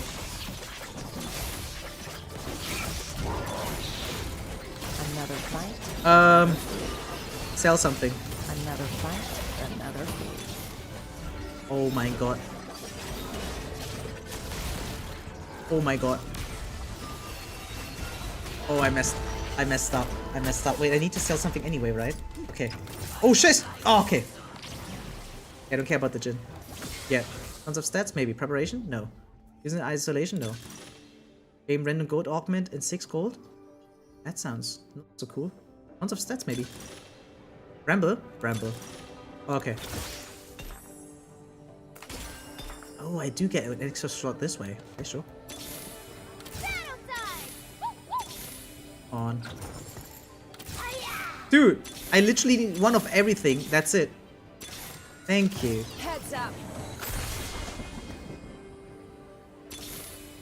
Come on. Alright. Probably went too deep, but whatever. Oh, that's not good. Okay, Reforge? Oh, strong guy.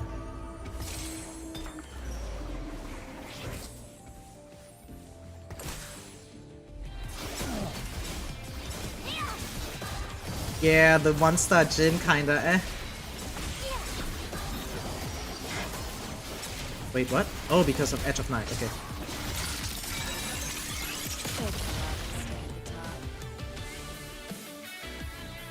Okay, when do I go level 6, supposedly?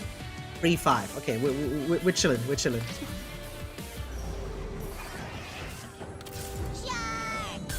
Does that work? Doesn't work. I don't understand the mechanic yet. Like, can I just sell the guy? No, right? Then I lose the thing. I don't want to lose the thing. So, man, buying that Gen 2, that was not smart. The way I rolled that.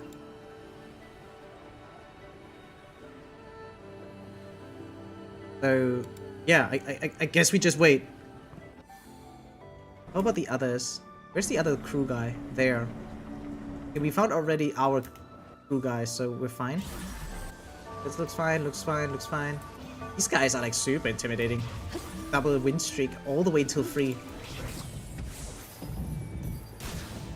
It's kind of insane. Are they finally fighting each other? Yes, they are. But that means one of them still maintains the win streak. Ugh! And they have Rise already? Shish! What does the Bramble Vesting do again? Oh. Oh, it makes him a real tank. Fuck yeah. Pew! Alrighty. Okay, I'll take it. Am I still first pick? I'm not first pick at all. Dude, some people. Second pick is fine too. Swords or bow or tear. Since I'm second pick, it's like basically guaranteed, right? Oh shit. I do believe this is more important.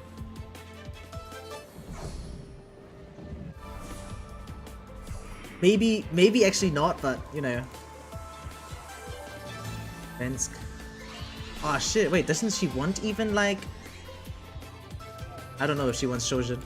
I don't think Shojin is as important anymore as it used to be. Oh wait, careful. There we go. We have 4 rerolls. Wait, I need to go level 6 anyway. Okay, clean. Okay, let's just do it this way. This is so bad. Oh my god. Or should I just stack my front line? I don't think we're lacking damage, really. Yeah, maybe like this? Probably better, I hope? Oh, I need money so bad. Ah! Oh. And one more gym. Desperately one more gym, please. Ooh, now I'm not so sure. Do I like damage or do I like sustain? Ah, actually this feels nice. For now. Is that guy finally losing? Still not. Oh god. Wait, this guy is actually going on a 10 win streak. Crazy.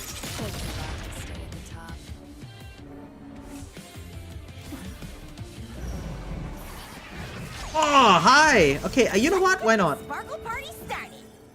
Okay. The alone thing, right? Wait, what is it?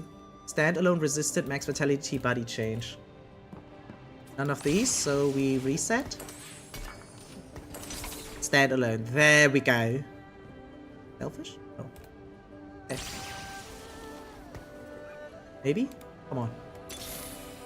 Oh. Come on. One Jin, please. Please! Oh!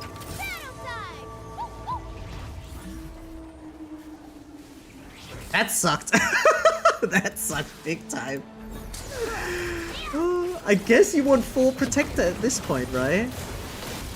Maybe you should add Janna? Let me add Janna to the list.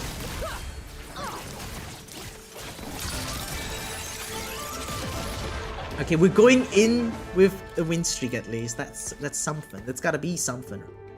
Kinda sad about the cannon not being freestyle yet, but it's whatever. Now, should I roll even or not? I guess now I can afford not to roll.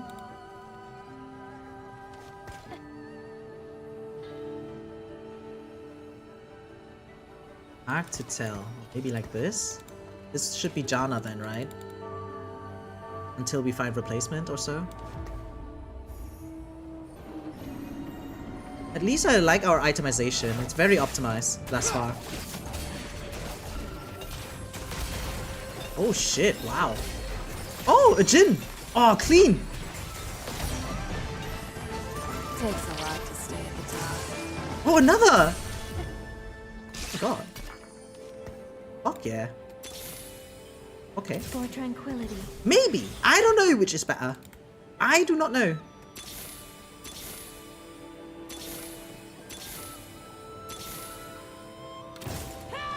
Not saying no to that, am I? I want this. I do not know about the rest though.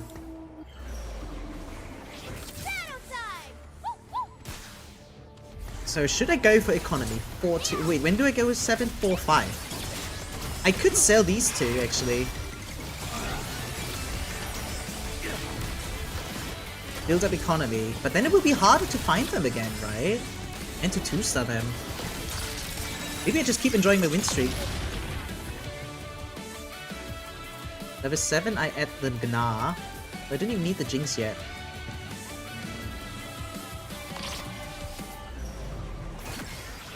Blood Rage Rod? No. Maybe.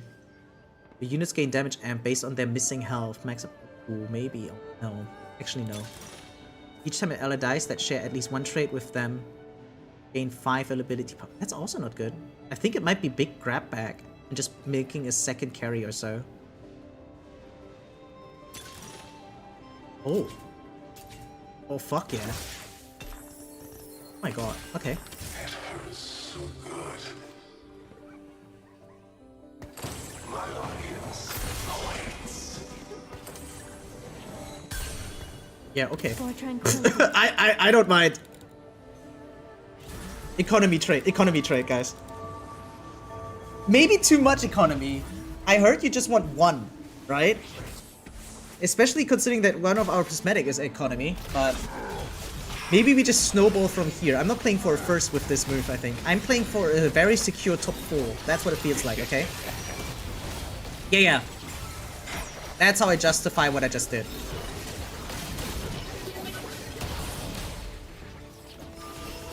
Okay, in the meantime, I have now enough time to Google what Varus wants.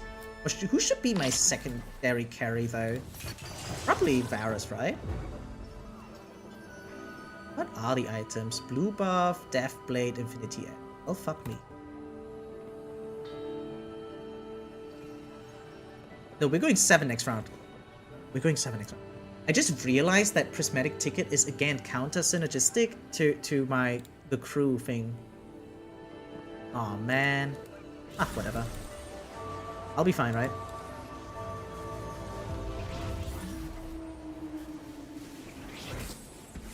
Maybe it was big grab bag, considering how many rolls we had to find Jin free. I don't think it was unlikely for us to... It was actually very likely to find Jin free, I'd say. Oh, that 4th hit with artistic KO all the time is so good. I like that, really. And that the overkill bounces is such a cool thing.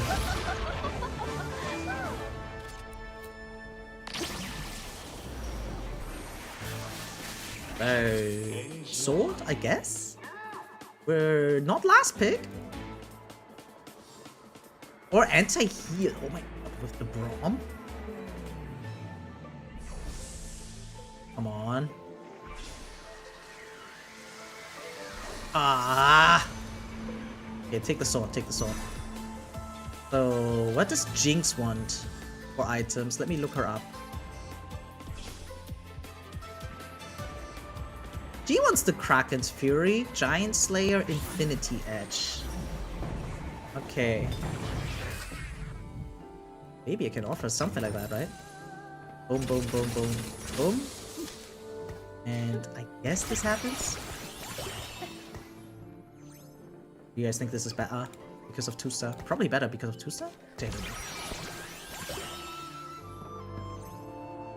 Star Guardian? Oh, for Neko. Yeah, no, never mind. Definitely better this way. I'm actually inclined to make a second Giant Slayer, right?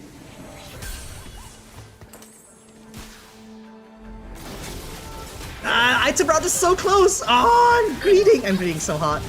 When do I go level 8? 5-1 already. Yeah, I need to save. Yeah, you know what? We're in an amazingly good spot. Wow. I learned the comp, guys. Woo! It's nice, actually. Dude, people are already dying. Crazy.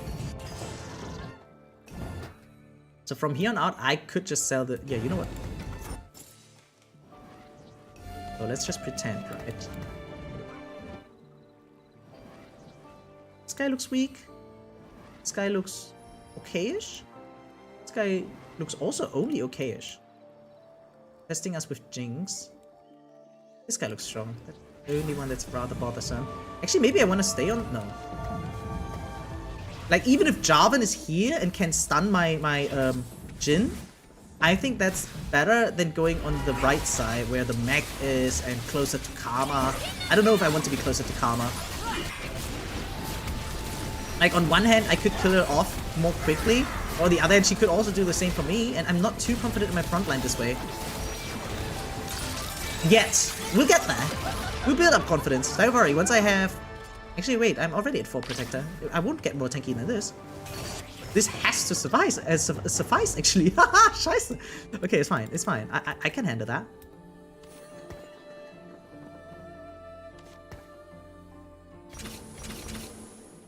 I can handle this. Dude, we have so many rerolls for free. So good, actually. And I found everything! Yeah, okay, this prismatic ticket really paid off. But I feel like I'm capping out more quickly. Which is a very uncomfortable feeling, not gonna lie. Okay. Stuff. Don't need. Okay. So we do it this way. Yes. Perfect. What do you fight for? Dean. And one more Kisante actually, right? And then we're chilling. Maybe? Let's get this sparkle party started. Do this. Find the item you want and need. So what about the rest though? What am I doing with this? Kraken's Fury. And this could be good for, I guess, one of my tanks. Okay, didn't work. My 3-star tank. I was hoping they're stronger. Oh my god, no, it's so close! Oh, I should have... Oh, I was too slow. I'm stupid. Oh, that was so unnecessary. My economy now is suffering from that. Okay, find that Kisante. Maybe. Probably not, but maybe. Yes! So, I don't want to roll further because if I find something, I lose income, right? I just built this up. In 6-1, we go level 9. Find Varus, everyone's happy. Who did I lose against? Vensk. That guy, yeah. Oh shit, I underestimated this guy, I guess. I do not have anti-healing. I think I bricked myself with this. Or did I? Looks okay, actually. Okay, that was strong. Yeah, we're top 4 guaranteed. That's good. But now I like now after licking blood, I'm tempted to go for top 1, right? My win condition might either be Varus 2 or Jinx 3. So where's the other Jinx player? There. 2-star already. So as long as this guy exists, I don't even need to go for Jinx 3.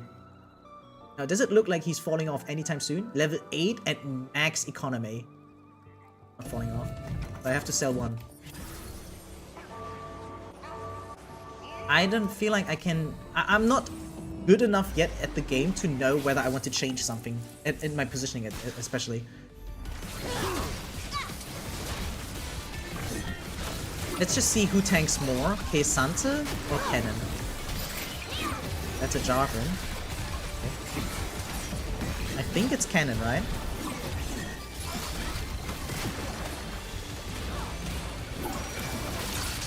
It's actually the same. They block the same amount. So I guess the item doesn't matter on who it is. More tankiness or more damage? Ooh, anti-healing. Brave. The guy. I don't know anymore. Vensk, right? Yeah. Isn't it him? I don't know. Definitely going for anti-healing with this one.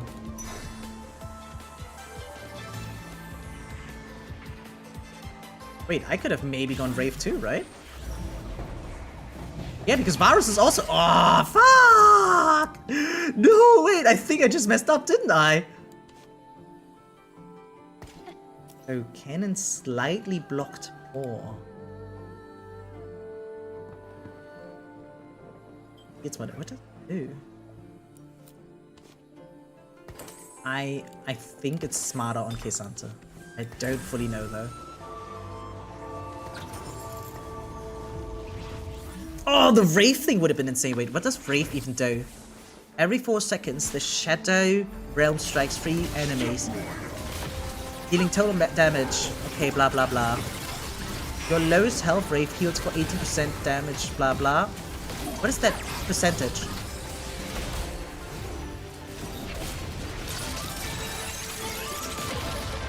Oh, 20% damage or 40%. Oh my god, I should have gone for the Wraith thing. Oh, that feels so stupid now. I could have given it to Jinx. And then when I find Varus, he's my 4th Wraith, right? Oh. Oh, that's upsetting. But anti-healing is also not bad. Wait, Cannon is also 1 range. Is it maybe better? Wait, let's see. Damage block. Now Kisanta blocked way more than... I think it's good on him after all. But we're chilling.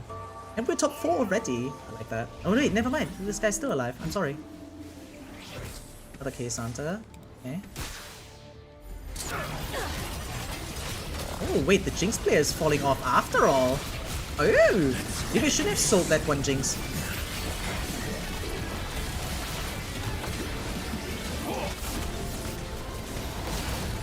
I'm falling off, no! Wait, how? Isn't that a ghost again? How do I keep losing against... What? It's insane, yeah, okay. Oh, unlucky. My streak. So, Jinx free is back in the house. Actually, the Wraith emblem would have been the play. Oh, I'm still so upset about that.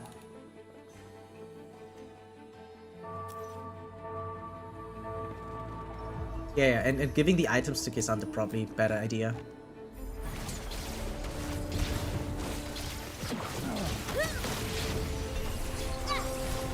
Okay. Maybe, I don't think so, but at this point I'm grasping for like straws. Is that how you say that? Actually, I don't know how to say that. Red buff. Yes, it's Rage Blade, isn't it?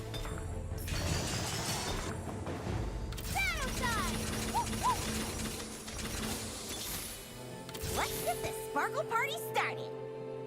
Still need to find Varus. I've got your starlight right here. Level 9. I can't find him. For tranquility. Ah, there we go. My pain, my power.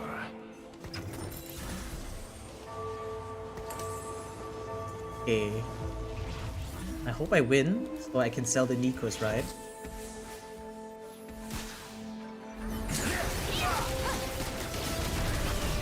Oh, the Kisanta is dying too quickly. Yeah, and so... Oh, never mind. He's still there. I don't know how he works. Wait, how does he work? Wait, how did he basically come back to life? I should learn to read. Still a chance to find Jinx too. We have a ton of rolls.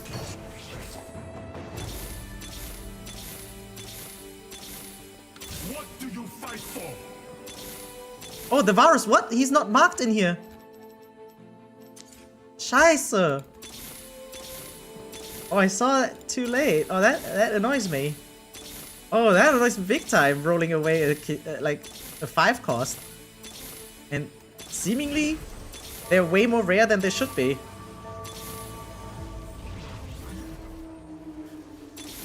Oh my god, what's happening? Okay. Could be the one I needed.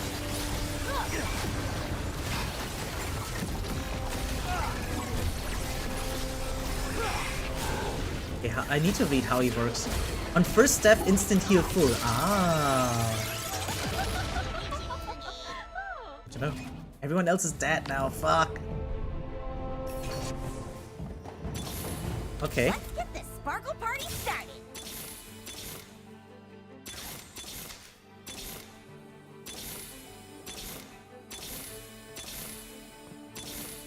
Ah! Did he find Jinx yet? No.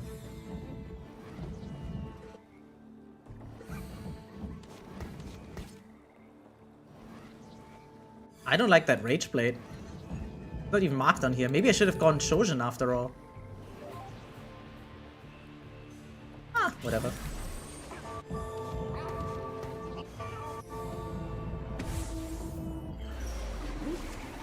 Yeah, WinCon is probably really virus 2, Jinx free. That's all I can do for now. I mean, doesn't look too bad for us, right? Oh, he's dying. Oh, my front line is just falling apart so quickly. Oh! Guys, we still got it. We still got it, okay? Holy. I know it's just silver, Elo. But still, it's not just silver anymore. Made it to gold. Fuck yeah.